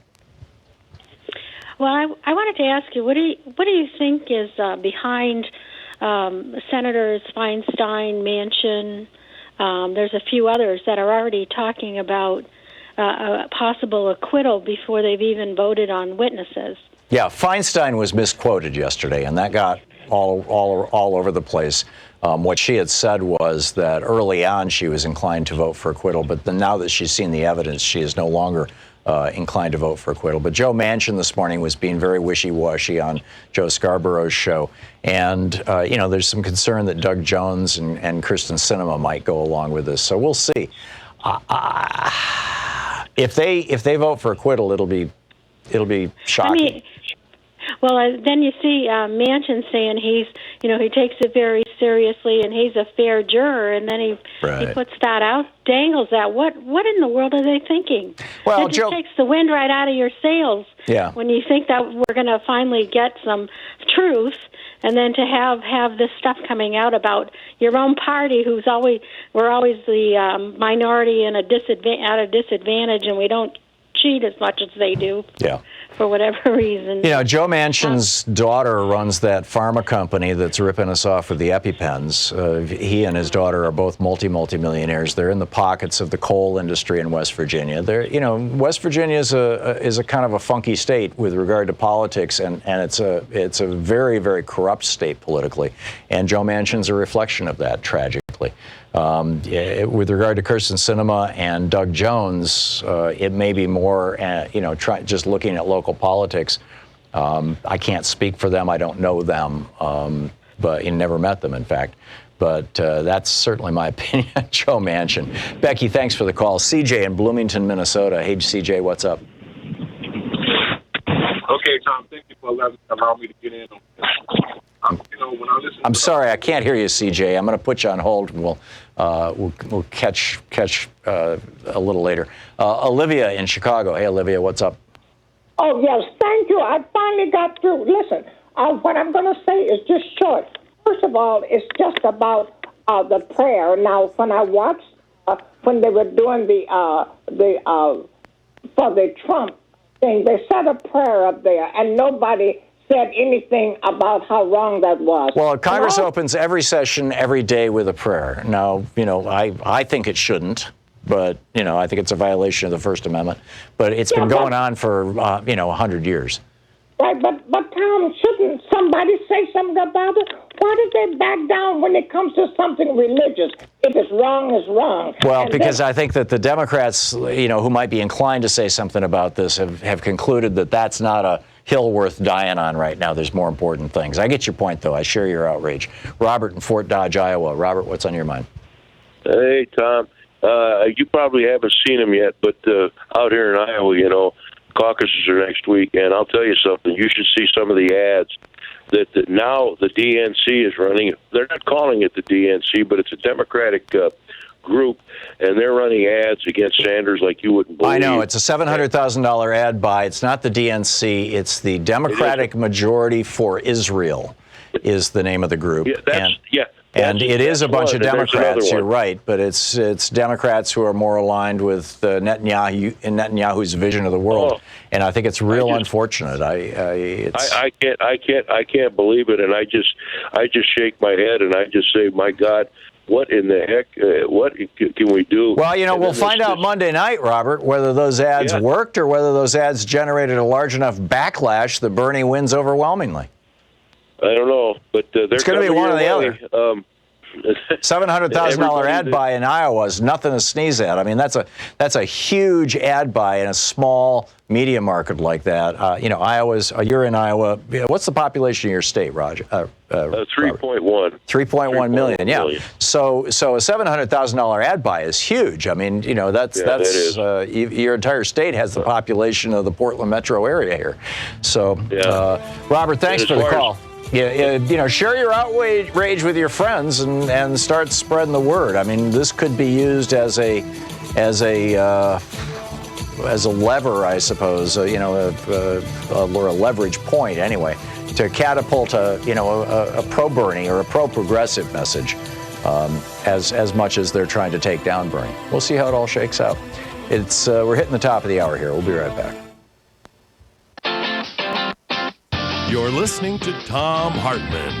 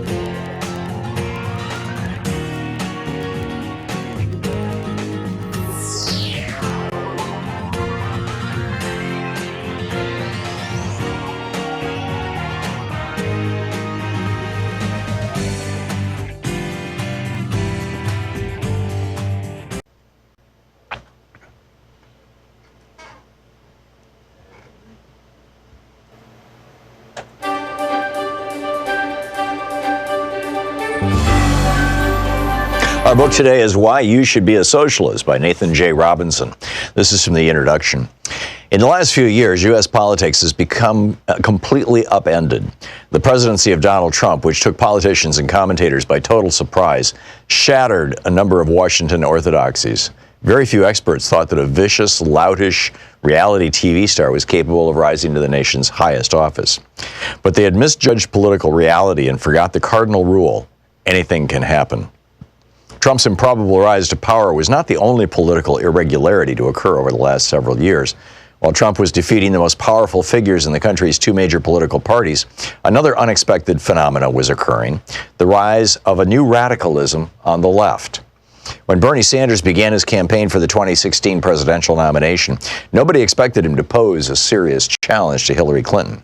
Clinton was the consensus choice of the party establishment, and influential Democrats openly said it was her turn. Sanders was in the race as a protest candidate. Not only was he considered a marginal figure in Washington, lacking both connections and funding, but he did not have any of the characteristics that traditionally made one electable. He was from a tiny state known for hippies and cheese. He was old. He was not particularly photogenic, polished, or popular. And he was an avowed socialist in a country that had had a half-century Cold War between good American capitalism and evil Soviet socialism. It was not, however, a year in which the traditional criteria of electability would have mattered especially much. Sanders, perhaps as much to his own surprise as anyone else's, quickly attracted a significant following. His radical message, stingingly critical of the existing Democratic Party, resonated strongly with progressives who felt let down by Obama and viewed Clinton as part of an uninspiring and possibly corrupt political dynasty. When the first primary contest came around, February's 2016 Iowa caucuses, Sanders achieved a shockingly strong result, coming close to beating Clinton outright. As Sanders began to fill stadiums with crowds, attracting a highly visible and well-organized following, it quickly became clear that the race would not be the coronation that Clinton had anticipated. Clinton ultimately won the Democratic nomination, but it took a bruising fight. Sanders was no mere protest candidate. He was a serious competitor who won 23 contests to Clinton's 34.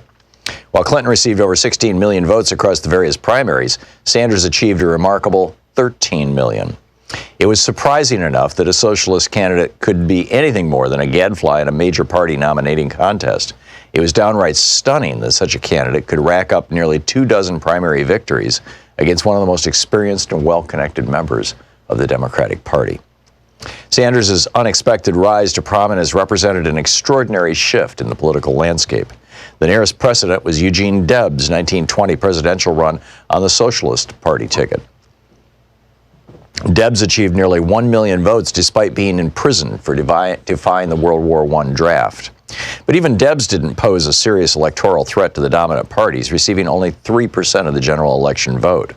Sanders, who once recorded a spoken-word Eugene Debs tribute album and kept a portrait of Debs in his office while mayor of Burlington, Vermont, achieved a far greater measure of success. He may not have started the political revolution that he often spoke of, but he came relatively close to poaching the presidential nomination from the party elite's pre-selected candidate. The Sanders campaign was fueled by millennials whose dissatisfaction with mainstream Democrats made them highly responsive to Sanders' progressive message. Clinton may have had more support than Sanders overall, but young people of all races and genders preferred Sanders over Clinton by large margins.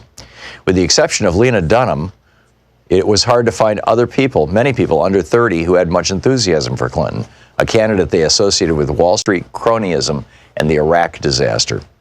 Sanders' success with millennials, while unanticipated by pollsters, did not occur purely because of Sanders' political skill.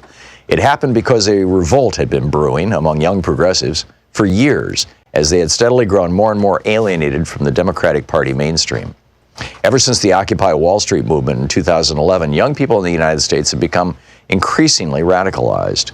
Weighted down with debt, paying through the nose for health insurance, unable to afford to have kids, and frustrated by an undemocratic political system that implements the policy preferences of rich elites, millennials were both frustrated and tired. Sanders came along at just the right moment. They had been waiting for someone to say what was on their minds, that the economic and political systems were unfair at their core and needed a drastic overhaul. But the Sanders campaign was just the start. Joe Crowley had been in Congress for 20 years and was one of the highest-ranking members of the House Democrats. He was considered a serious contender for the party leadership and known in his New York district as a well-connected part of the local Democratic machine. He was the sort of backroom deal-making congressman whose influence is disproportionate to his name recognition. Alexandria Ocasio-Cortez was not an important figure in the Democratic Party. Far from it. She was a 28-year-old bartender and activist who had once interned for Ted Kennedy and had worked for Bernie Sanders' campaign. A member of the Democratic Socialists of America, DSA, she was considered the longest of long shots in her primary contest against Crowley. Crowley had endorsements from powerful political organizations like the AFL-CIO, the Human Rights Campaign, and Planned Parenthood. And it goes on from there. Why You Should Be a Socialist by Nathan Robinson. Hey, my new book, The Hidden History of the War on Voting, Who Stole Your Vote and How to Get It Back, is arriving in bookstores on February 10th. More information is available at all fine bookstores. I cover how the heartbeat of democracy depends on the vote. This book goes into depth on the racist legacy of our vote and the unique struggles of African Americans, women, and Native Americans. In part 2, there's a deep dive into the economic royalist modern war on voting. And part 3 is the solution section, how to get out there and get active. I'm also on the road to the book tour for The Hidden History of Voting. Join me on Monday, February 17th in San Francisco for the Berkeley Arts and Letters series, on Wednesday, February 19th at Town Hall, Seattle, Sunday, February 23rd for the Blue State Ball in Minneapolis, Friday, February 28th at Powell's in Portland, and Sunday, March 1st in Chicago. More information is available at thomhartmann.com. This book is the third in the series after The Hidden History of Guns and the Second Amendment and The Hidden History of the Supreme Court and the Betrayal of America. Want to connect with the show online? You can find the Thom Hartmann Program on Facebook, Twitter, and Instagram.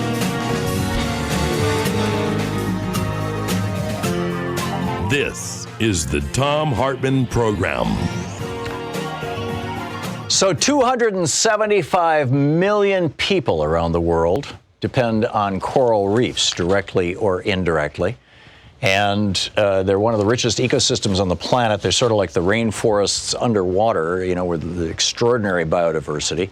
In 2016 alone, the Great Barrier Reef lost 1/3 or 30% of its coral to bleaching. This is serious, serious stuff. On the line with us is Stephen Trent. He is the founder and executive director of the Environmental Justice Foundation and the founder of Wild Aid. EJFoundation.org is the website and also the Twitter handle. Stephen, welcome to the program. Hi, Tom. Good to be here. Good to be talking with you. Thanks so much for joining us. Where are you located right now? Right now, I'm in the capital of Ghana, Accra, sitting in my hotel, having had meetings all day. Remarkable, remarkable. Well, the wonders of technology. So you guys just issued a new report, the Environmental Justice Foundation, about the state of our coral reefs and the state of our climate and the relationship between the two. You want to summarize that for us? Yeah, it's simple but scary.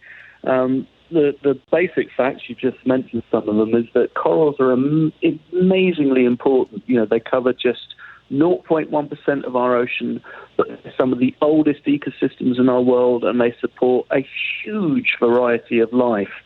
Hundreds of thousands of animal and plant species, and probably a quarter of all marine species are dependent on corals some way or another.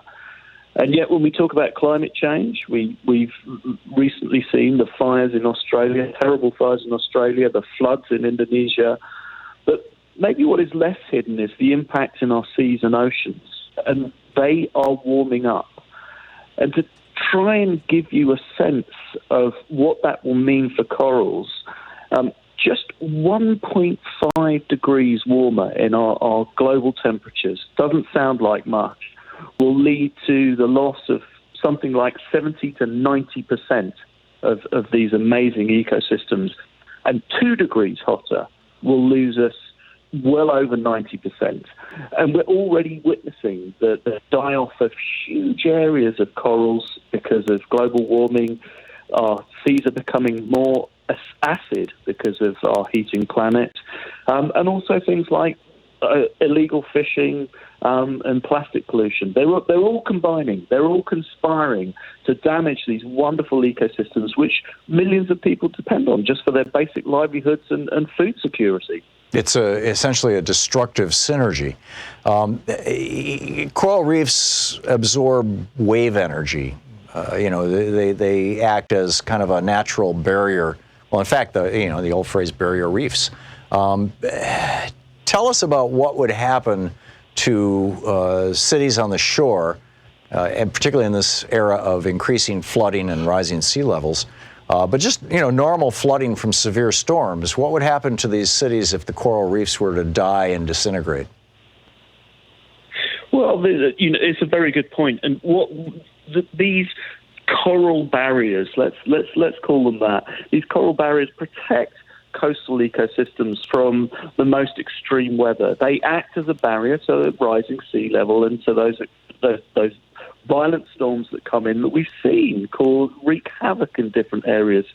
So lose them, you are losing a fantastically important natural defense.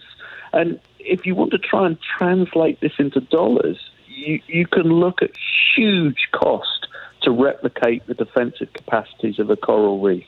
It's unthinkable in terms of the value there. And again, it's just another one of those little known facts, but one that needs to be better understood by governments, by communities, by businesses, by all of us, that if we let these ecosystems die off, if we allow that to happen, the knock-on effect on us, on our economic well-being, our social well-being will be huge. And I think we need to look at this now and take action now. You mentioned in passing the acidification of the oceans. As carbon dioxide is released into our atmosphere, a significant fraction of that is absorbed into the oceans, and it does the same thing that carbon dioxide being put into Coca-Cola does. It turns it into carbonic acid. It makes it more acidic. And I think a lot of people don't realize that corals are actually animals. They're just not animals that run around. They're animals, more like mollusks or things like that attach themselves actually to each other, building these kind of giant cities of coral. But they are animals that have an exoskeleton and they have a shell or whatever it's appropriately called scientifically, and that's made of calcium. And in the presence of acid, that dissolves. And they also produce a larva that require that protection. How is acidification impacting coral right now, and how much more, independent of temperature, how much more acidification is probably coming down the road, and how do we expect that to be influencing coral? That's a very good question, and obviously we're talking big numbers and big picture here. You can't be too precise, but what we do know, what science can tell you categorically, is that most of the carbon dioxide we're producing and releasing into our atmosphere is absorbed along with the heat by our seas and oceans. That increasing acidification is already causing vast die-offs of coral ecosystems. So perhaps the best well-known is the Great Barrier Reef, where you could see, for 500,000 years it's been home to an astonishing variety of wildlife. And yet in 2016, the reef lost 30% of its coral due to bleaching. And to make matters worse, corals have experienced bleaching throughout their history, their life cycle. Well, bleaching is just a fancy word for these animals dying, is it not? And then because the animals produce the pigment that gives it its color, it loses its pigment when they die. Exactly. Is that? Yeah. Okay. Exactly. The bleaching it represents die-off. Where you have, the classic image of a coral reef is this explosion of a color and life, and when it's bleached, you see dead white structure. It is exactly that, and that's happening because of warmer oceans and more acidic oceans, and on top of that you have the addition of things like pollution, runoff from agriculture, plastic pollution, particularly the microplastics, are all known now to be attacking the corals and limiting their ability to recover. So what can we do about this? Obviously, we need to stop producing carbon dioxide, to stop emitting greenhouse gases into the atmosphere, particularly CO2, and methane that breaks down to CO2. What else? Or is that it? Is that the core call for action here? No, Tom. It's not. Obviously, climate, and if you understand the science, then you have to view many of the environmental and other issues that we face today, the challenges that we face today, through the lens of our heating planet. But put that aside to a minute. Probably the greatest near-term threat to corals that we have now is illegal, unsustainable fishing. That is something we could solve tomorrow. We can get rid of the illegal fishing operations that are damaging coral reefs, that are degrading marine environments and are sucking up all the fish that communities need to survive on. So point one, let's deal with the illegal fishing. Second thing that we can look at is having what we call marine protected areas, like marine parks, but making them cover serious areas of our ocean to allow fish stocks to recover, to protect the corals, to give local communities access to alternative livelihoods like ecotourism. These marine protected areas in the past have also often been just paper parks. You sign a deal, you say you've got one, but you don't enforce it, you don't look after it. Let's create more on and around coral reefs, and let's enforce them. Let's make sure that they're well managed and they give the benefits that can really come from them. And then last thing I would say, very quickly, is let's just get rid of some of the pollution that we're chucking into our seas and oceans. There's no need to have the microplastics and the plastics that are being poured into our ocean, particularly the Pacific, where you have these vast coral habitats. Same with agricultural runoff and sewage. Yeah. There's no need for us to discharge raw sewage. So step by step, it's great stuff. Stephen Trent, the founder and executive director of the Environmental Justice Foundation and the founder of Wild Aid, ejfoundation.org is the website. Stephen, thanks so much for dropping by today. Thank you, Tom. Great speaking with you, and I really appreciate it. We'll be back at 16 minutes past the hour here on the Thom Hartmann Program, back with more of the news of the day and your calls as questions and answers are happening in the United States Senate right now. And of course, it's really just a recap of the arguments that we've already heard. We'll be right back. This is the Thom Hartmann Program. Stick around. We'll be right back.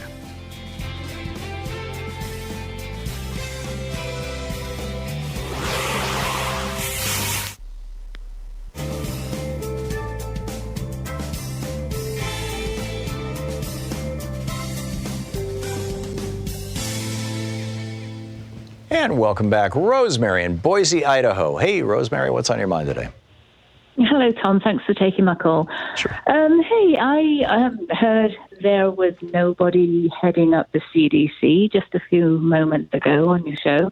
Also about that was not the CDC. That was the Office of, I don't have it right in front of me now any longer, but it was part of the National Security Council, and it was an office that specifically dealt with epidemic diseases. The CDC is, to the best of my knowledge, running just fine. Although I don't know if Trump has permanently appointed a head to the CDC or not, but they're doing okay. Okay, well, still, it's a pretty important department with this coronavirus spreading around. My question was, with the young boy with the article in the Lancet who didn't show the symptoms for quite some time, and then the plane load of people coming back from the point area in China where the disease is, and now I heard on the news they're only going to be held for 3 days in quarantine. I wonder who made that decision, and is 3 days long enough? 3 days is not long enough. The latency period or the incubation period for this virus appears to be between 2 and 14 days, depending on the person and probably the vitality of their immune system. That 10-year-old boy that was reported in the British medical journal The Lancet 3 days ago, he never showed symptoms, but he was shedding viruses like crazy. Exactly. So he was highly... We don't know if he's going to be contagious for a week or two or for the rest of his life. And I mean, there's so much we don't know about this virus that we're just starting to learn. It's a virus that literally the human race had never seen before. There was no precedent for it. And the Chinese have released the genome of the virus, but they have not provided any actual samples of the virus to any researchers around the world. There is a group of researchers, I believe in Australia or in Europe, I'm not sure which, that just grew it in culture, in cell cultures. And they're making them available to researchers, with the idea that maybe we can develop a vaccine, or we can, animal model this and learn, more about how this thing works and what the deal is. But as to who, I didn't know it was only a 3-day quarantine. You would think that at least a 2-week quarantine would be necessary. Exactly, that's what I thought too, and it just seems pretty concerning who is making that decision to only hold them for such a short time, and then, they go out. Well, maybe they're looking at this and saying, well, we've only got a 3% mortality rate, so, if it was unleashed on the world, 3% of 7 billion people would be, 210 million, and that's, not that many people, so what the heck. I don't know. I don't know how they're thinking. Apparently this is about the same mortality rate that the Spanish flu had. Actually, I think that the Spanish flu is around 1%. No, it must have been 10%. There was 500 million people who got the Spanish flu and 50 million died. That's 10%, right? So the Spanish flu is apparently... I don't know without my calculator. Yeah. Well, if we're only moving 1 decimal point, I think that's 10%. So, this is not as deadly as the Spanish flu was. Although the Spanish flu, I mean, now some of these bodies that are thawing out of the permafrost up in Northern Europe are found to have the Spanish flu. So, I know, I heard that on the show the other day. That was pretty amazing. It's crazy stuff. From the, get some good hand soap. Rosemary, thank you for the call, and thank you for watching us on YouTube. We'll be right back. It's 20 minutes past the hour. Stick around.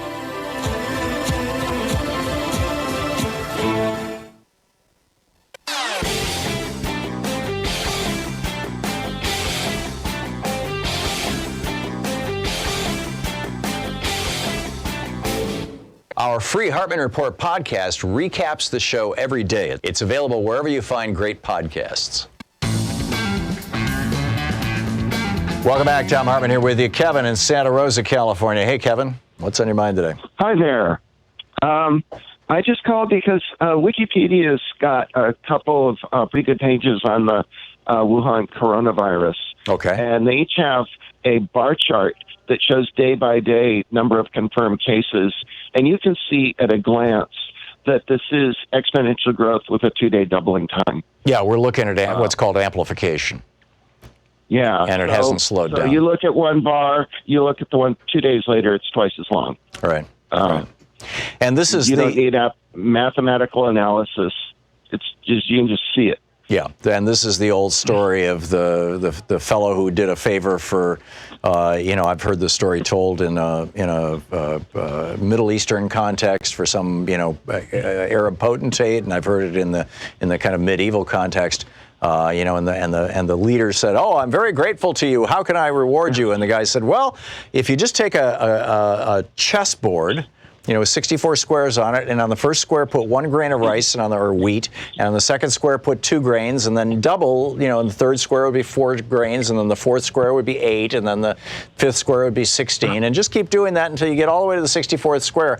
That'll be fine, or 1 penny, And it turns out that by the time you get to the 64th square, and this is amplification, it's what you're talking about, there would be more, it would be more wheat than there are, all the wheat in the world, more than all the grains of sand in the ocean. It's just, the numbers just get mind-boggling as you start doing that. And of course, this is how epidemics happen. Our hope has to be, and Kevin, thank you for the call, our hope has to be that the people in China, that the public health authorities in China, and the government of China are going to work together to try to nail this thing down. But they now have 56 million people under quarantine. And while I have a concern about the public health piece of this, I also have a concern about the economic impact of this.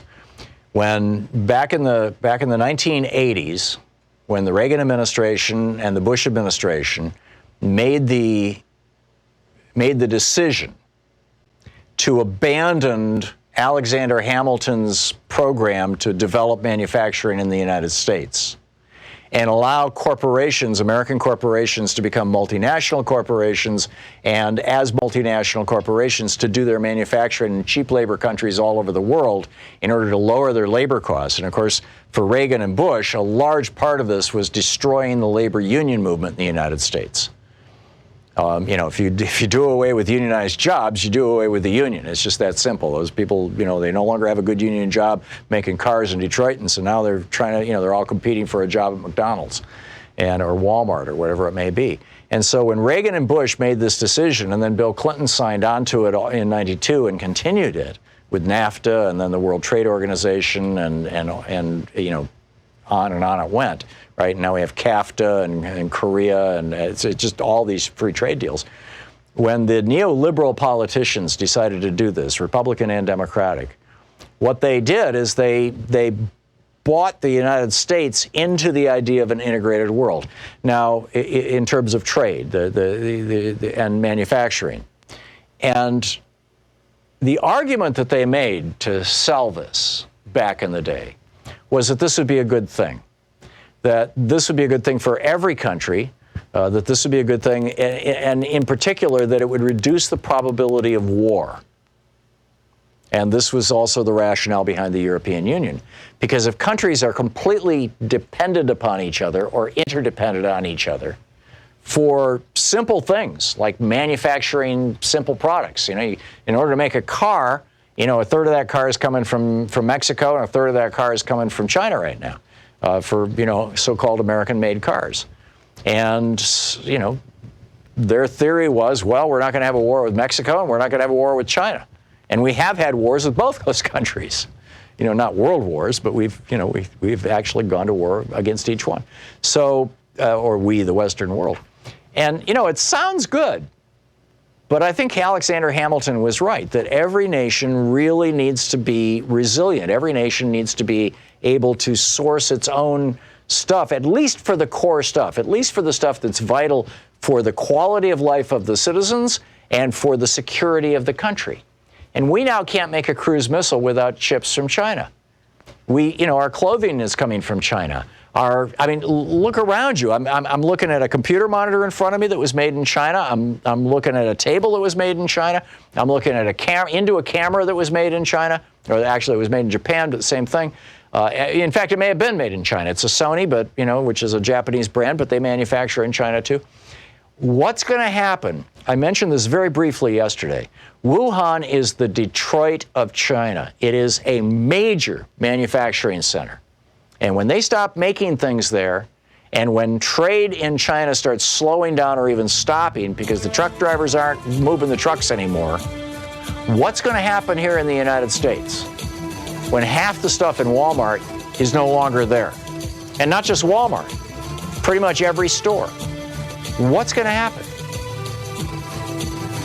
I think that it's going to be a huge hit, not just to our economy, but I think we could be looking at a worldwide slowdown, a worldwide recession that could be very consequential politically. You're listening to the Thom Hartmann Program. Call 202-808-9925. And I'll get into the politics of that right after the break, and then we'll pick up your phone calls. Stick around.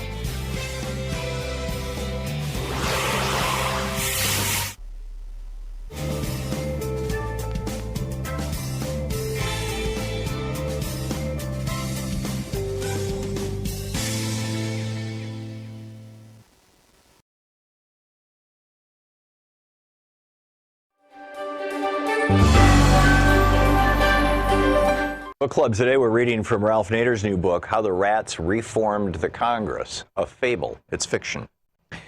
Chapter 1, Invader.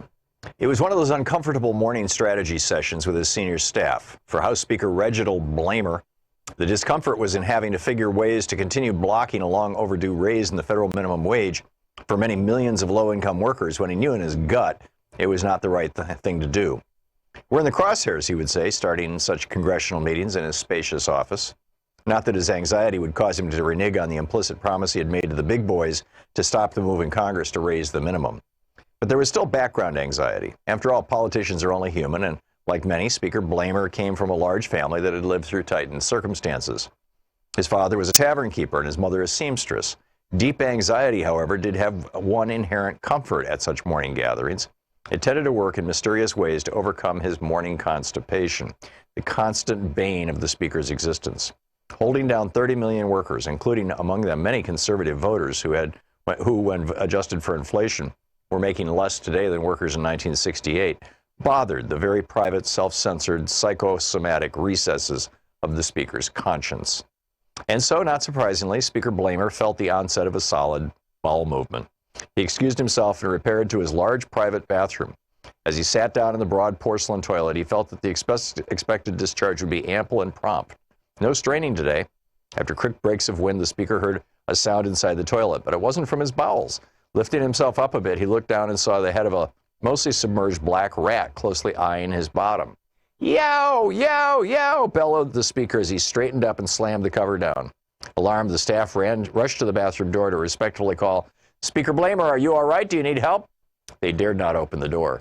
The Speaker did not tolerate any exposure of his privacy, especially being seen in his corpulent native suit. Another more normal person might have replied, "Yeah, I'm okay. It's just that there's a rat in the toilet bowl." But Speaker Blamer was not a normal person. He has had to be super cunning to get to his present situation in life. Being cunning means that you can instantly sense danger, being as alert as, say, a rat. And Speaker Blamer was already imagining the deriding headlines in the late-night show jokes if he disclosed what really prompted his impulsive cries of sheer terror as he leapt from the throne. So he replied, "Nothing much, boys, just one of those sudden spasms I get once in a while. Sure comes on fast, it goes away fast, too. I'll be right out."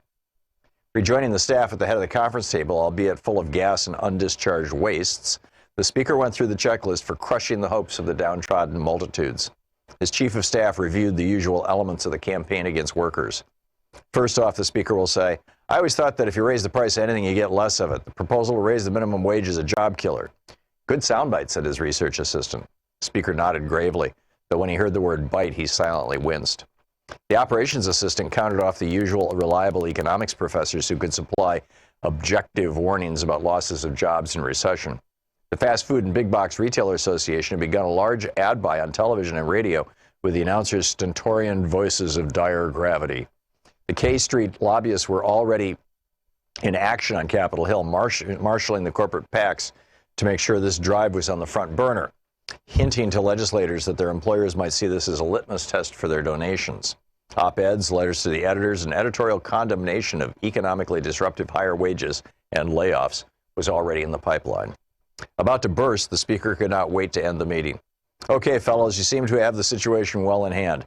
It's not the first time we had to fight off this wage grab. Get to work."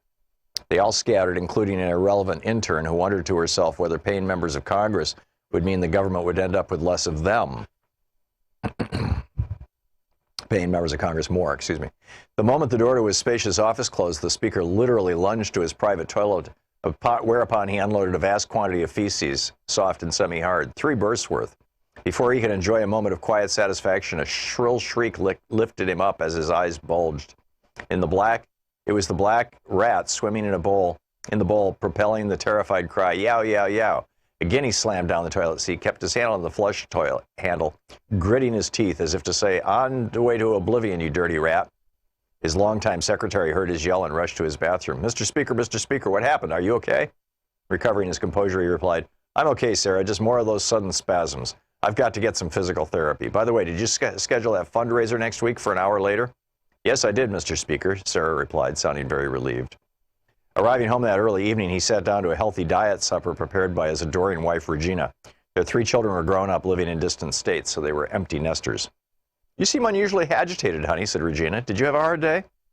"It seems every day is hard in these times," he replied, shrugging off her concern. "What a great meal always, Regina. Now I need some relaxing reading. Do you know where we put that colorful book of animals that we got as a wedding gift, anniversary gift years ago?" "Why, yes, Reginald. It came in 3 volumes, mammals, reptiles, and insects. Tell me which one you want and I'll get it for you." "Mammals," he replied. Sitting in his study, the Speaker started reading about the rat. The word rat is derived from the Latin rodere, which means to gnaw. Rats produce litter several times a year with high infant mortality. If seen as weak, newborns are eaten by their parents and their stronger siblings. Over the centuries, rats have developed uncanny abilities to survive dangers everywhere, especially those produced by their close proximity to humans, whose detritus and garbage ironically provide the means by which they prosper and create new nests. Rats live everywhere, underground, in sewers, in buildings, etc. Ralph Nader. Hey, my new book, The Hidden History of the War on Voting, Who Stole Your Vote and How to Get It Back, is arriving in bookstores on February 10th. More information is available at all fine bookstores. I cover how the heartbeat of democracy depends on the vote. This book goes into depth on the racist legacy of our vote and the unique struggles of African Americans, women, and Native Americans. In part 2, there's a deep dive into the economic royalist modern war on voting.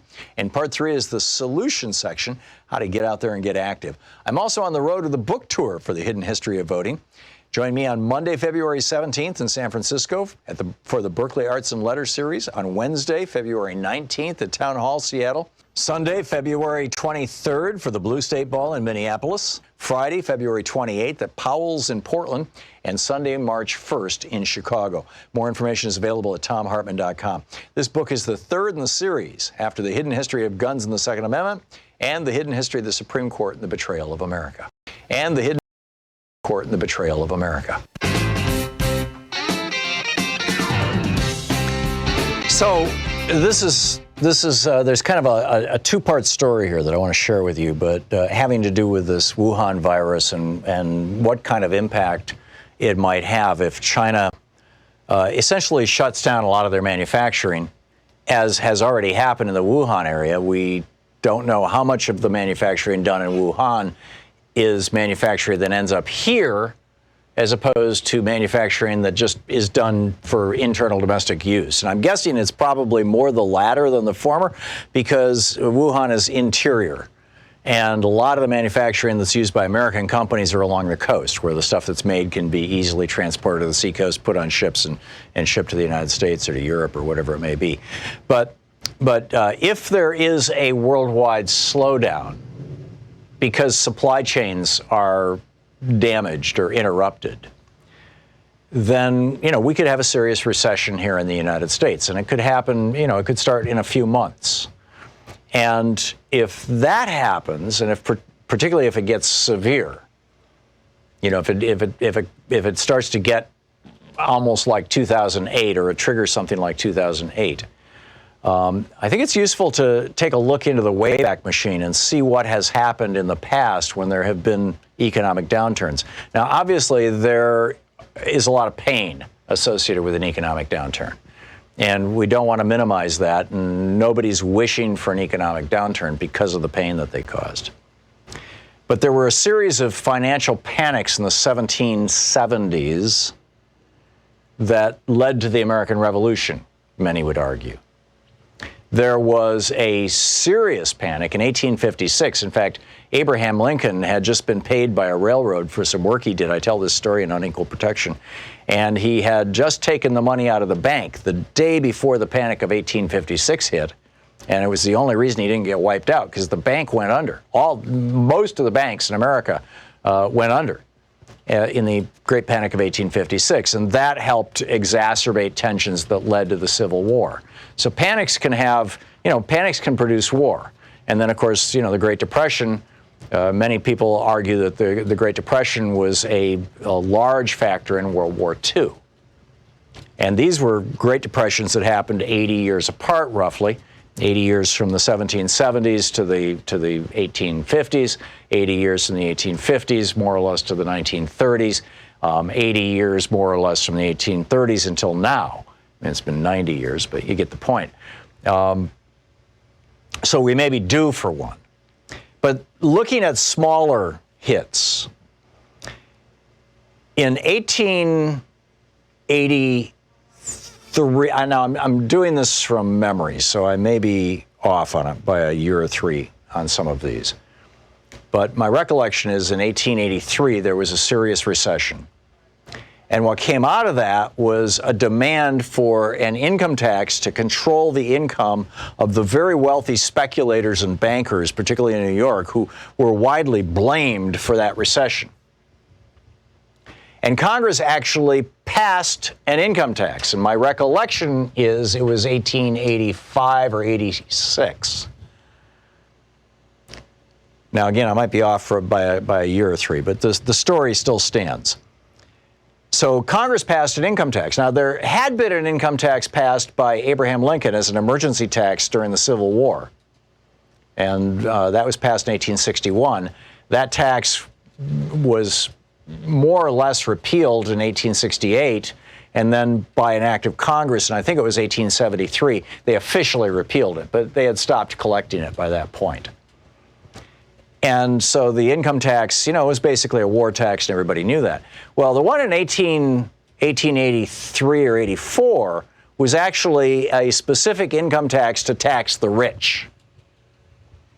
And the rich fought back aggressively.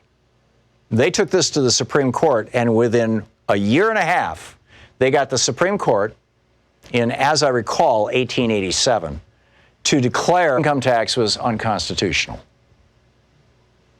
I might even be off by 10 years. This might be the 1890s. But in any case, it was right around that time. This is all before 1900. So then you had there was another panic in 1896, and that produced the modern, or the 20th century, kicked off the 20th century progressive era, and led right to the presidency of Teddy Roosevelt, who took over when McKinley was assassinated in 1901. He was McKinley's vice president. And he was a progressive Republican, and he passed, the first estate taxes, so the wealth taxes. And that then led to I believe it's the 13th Amendment, or the 16th Amendment, whatever it was, the amendment that authorized the income tax in 1913. It was the 16th Amendment in 1913, if I'm remembering correctly. Again, I'm doing all this off the top of my head. My apologies if I have individual dates just a little off, but I'm trying to tell a larger story here, a larger narrative. And the income tax initially only affected the top 1/10%. You had to make the equivalent of millions of dollars a year in today's dollars in order to pay any income tax at all back then. And that then, when World War I happened, that tax went up, and it went from only hitting the top 1% or less to hitting about the top 6 or 7% at the peak of World War I. And then after World War I, it went back down again in the Roaring 20s. In 1920, Warren Harding ran for president on a platform of doing away with or reducing the income tax, and he did. He chopped the income tax from 91% down to 25%, and the thresholds and everything, and so it was no longer affecting the moderately rich or the very well off. It was just affecting the super rich. And even the super rich had dialed back its impact on them. And then, of course, 1932, Franklin Roosevelt was elected. And in order to pay for the New Deal to get us out of the Great Depression, and ultimately to pay for World War II as well, FDR jacked that income tax back up to 90% and changed the tax table so that it started hitting a lot of people. So the reason I'm telling you this story is that in almost every case, when you look at really substantial progressive reforms, they have followed a national crisis, and typically that national crisis is economic. Now, you could say the same thing of Lyndon Johnson's reforms in the 1960s. The national crisis that they followed was the assassination of John Kennedy. I doubt John Kennedy could have gotten Medicare passed, Medicaid passed, and maintained a high tax rate like Lyndon Johnson did. LBJ actually dropped the 90% rate down to 74%, but he expanded the rules for enforcement. Essentially, at 74%, the federal government was collecting more taxes than they were at 90% because LBJ had actually expanded the tax base. Now, Reagan lied and said, oh, it's because you drop tax rates, income goes, the tax revenues go up. Not true.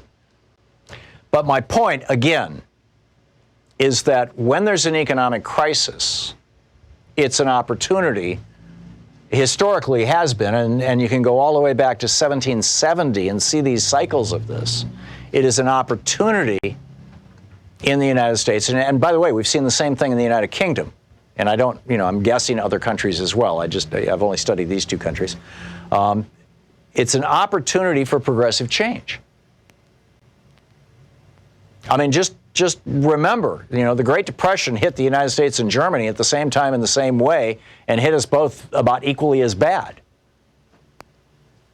We had FDR as our president. Germany had Hitler as their chancellor. And look at the very different direction these two countries went in response to an economic crisis. So if we have an economic crisis and Trump is president, I'm very concerned. On the other hand, if we have an economic crisis and Sanders or Warren are president, I think it could be a tremendous opportunity for the United States. And you see this, Democratic Majority for Israel group right now that is running these attack ads against Bernie Sanders in Iowa with this $700,000 ad buy. And, a bunch of prominent Democrats, Paul Begala, Congressman Pence, Pocan was telling us earlier, is on their board. They're afraid. They're very concerned. The neoliberals are very concerned about a progressive president, and they're going to fight like crazy. But I think that if the Wuhan virus produces an economic slowdown, which has a knock-on effect, because our economy is not back together. And our growth is, everybody, I get these calls from Sirius XM listeners in particular who've been listening to the right-wing channels on there, and then they tune over to Progress and they call me up and go, what about, Trump is giving us all these jobs, the economy's doing so well. The economy is growing, we just got the numbers from last year. The economy last year grew at 2.1%. Outside of the first year of the Obama presidency, which was when he inherited the screaming disaster from the Republican crash that George Bush caused, the average growth throughout the next 7 years of Obama's presidency was 2.4%. Trump has not met Obama's growth numbers. So basically, the Obama recovery is continuing, although it's getting weaker and weaker and weaker. And I would submit to you that the only reason that the economy is even functioning is because the Fed has been pouring money in. And I think this whole repo market thing, and we talked with Richard Wolff about this a couple times. I've ranted about it on this program at some length. I think these are all symptoms of a serious crisis in our economy, both a macro and a microeconomic crisis in our economy that should inform us all that the days of our economy are numbered. So bottom line here, looking at this historical context, think opportunity. Think, what do we do if there's a crash? Now, in the 1930s, Democrats called it the Republican Great Depression. The entire country eventually called it that, right up until the 1950s. How about the Republican Great Crash? You're listening to Thom Hartmann. Visit ThomHartmann.com for audio and video archives. Bottom line, let's all get ready. It's 46 minutes past or 47 minutes past the hour. I'll pick up your phone calls right after this.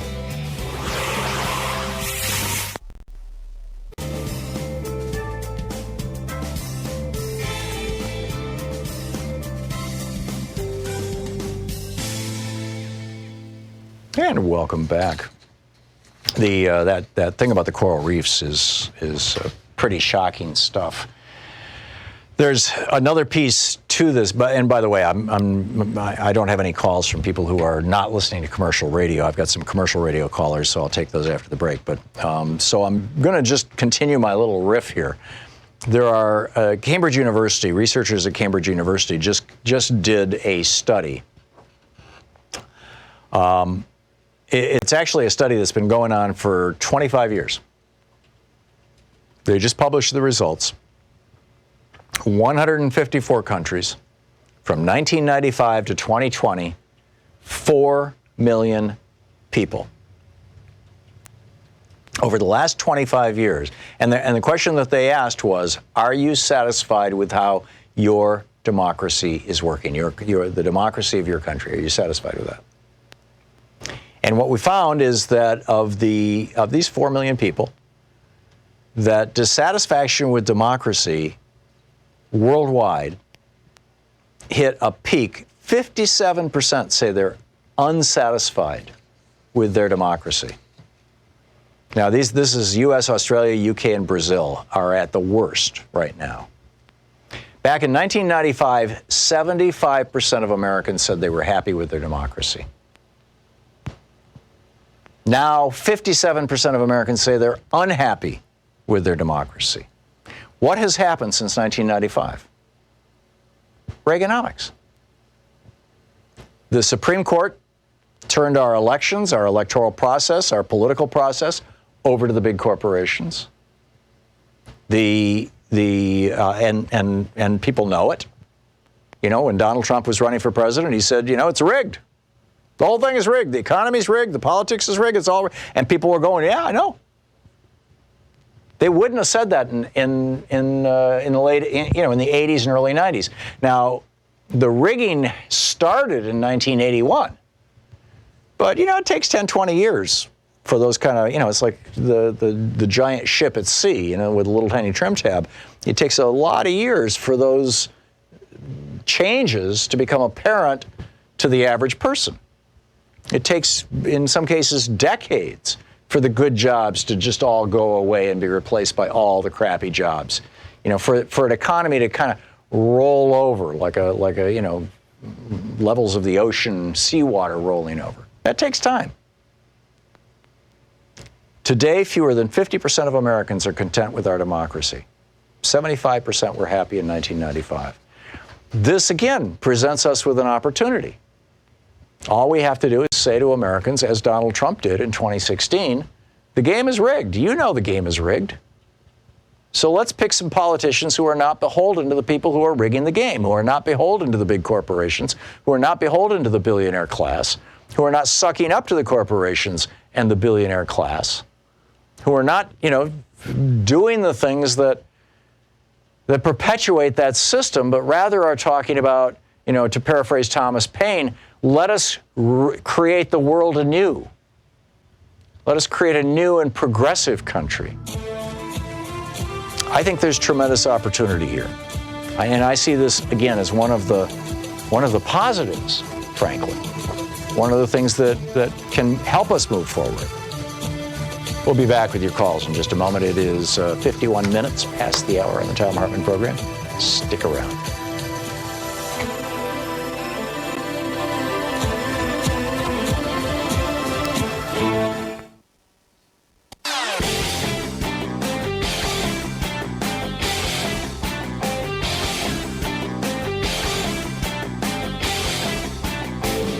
Our free Hartmann Report podcast recaps the show every day. It's available wherever you find great podcasts. Welcome back. Thom Hartmann here with you. Maurice in Chicago, listening to WCPT. Hey, Maurice, what's up? The cost of living is up. Hey, Tom. It is. Look, and the rent's too damn high, too. Absolutely. Absolutely. I never get in the argument. Yeah. Before I get to Mitch McConnell and this ongoing cover-up, Reginald called from Texas, and he was talking about black Americans and guns. Mm-hmm. Now, I know he wasn't advocating guns, right, but any black person who would think about that approach, you might as well be talking about suicide by cop, okay? I think you're right. And we got to recognize if our adversaries have mega banks, we got to create a mega bank because money talks in America, although I hope we don't all lose it. Like that stuff you were talking about, that's gross, man. Yeah. Yeah, well, that doesn't look good. That's where it's like, get ready, however you can, whatever you can do, because tough times do come. They go, the economy goes in cycles. This is the longest expansionary cycle I think that we've ever had. I could be wrong, but we're certainly within a year of it being the longest we've ever had. My man, but look, that trip those 11 Republican senators took to Moscow. Mm-hmm. Was Mitch among those guys? Who did they talk to? What did they talk about? What do they do? Who do they see? The public needs to know that. I hope that comes out with all this investigation. Thank you, Tom. Yeah, you're welcome, Maurice. Thanks a lot for the call. I don't honestly know who they were, who the senators were. I had that list back in July of last year because it was the 4th of July. These, and I'm not sure it was 11. My recollection was it was 7. But whatever it was, these Republican senators who went to Moscow for the 4th of July, and they celebrated the 4th of July in Moscow. A story that gets no coverage at all, and I'll have to dig out the details and riff on it tomorrow. Paul in Woodinville, Washington. Hey, Paul, what's on your mind today? Well, I want to talk about the income tax, Tom. Okay. Because I have an idea about how to use this to not only break the undemocratic structure of the U.S. Senate, and also to break these ruby red states. By the way, the Supreme Court decision was Pollock versus Farmers Loan and Trust in 1895. Okay. So when I was saying the 1880s, I should have been saying the 1890s for the whole thing. Close, yeah. But not just to correct you, but to observe also, it was the same year as the Plessy versus Ferguson. This was the Melville Fuller Court, the Lochner era court. Right. So what I they thought were Plessy doing was 96 or 98. 95. 95. Huh. Okay. Thank you. So the idea being was this is an all states' rights court. Mm-hmm. Well, we can place states' rights in a populist progressive way. If the Democratic Party, see what the 16th Amendment allows the federal government to collect individual income tax, it doesn't compel the federal government to do it. Right. But if the Democratic Party were to run on the idea that we are no longer going to collect federal income taxes, the income tax that you pay will only be collected by your state government, your state governor's office, or your state. It will be collected at the state level. And essentially, this isn't going to hurt people in blue states because blue states like California, Washington, they have good safety net programs and will have more money to do it. They already have high taxes, so they're not going to look. What's going to happen is we would get to a point where instead of the individuals paying taxes to the federal government, the states themselves would pay taxes. And then you're in a situation where, first of all, the Democrats would be hugely popular at the national level because you're no longer taking people's income tax. But then that also puts the states and some of these red states in the position of, well, how are you going to take care of your people?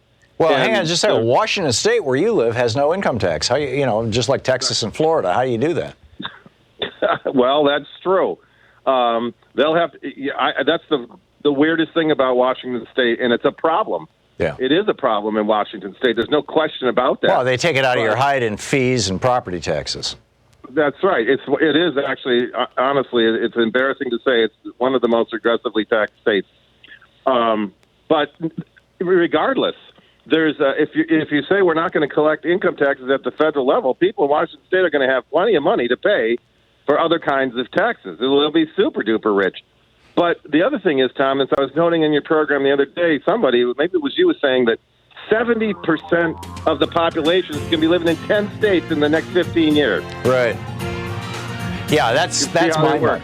That calls for, changing the Senate. I mean, that's Paul, thank you for the call. It's always nice to hear from you. It's what a fascinating day. We'll be back tomorrow. I'll give you a recap tomorrow morning or tomorrow, whatever it may be, at the beginning of the show for you of how the questions and answers went. I'm guessing the results will be quite predictable, and we'll carry on. In the meantime, don't forget, democracy is not a spectator sport. It requires you to get out there and get active. Tag you're it. And please tell your friends how they can find progressive media. There's some great progressive media out there. You need to turn your friends, neighbors, and relatives on to it. You've been listening to Thom Hartmann. For audio and video archives, visit thomhartmann.com.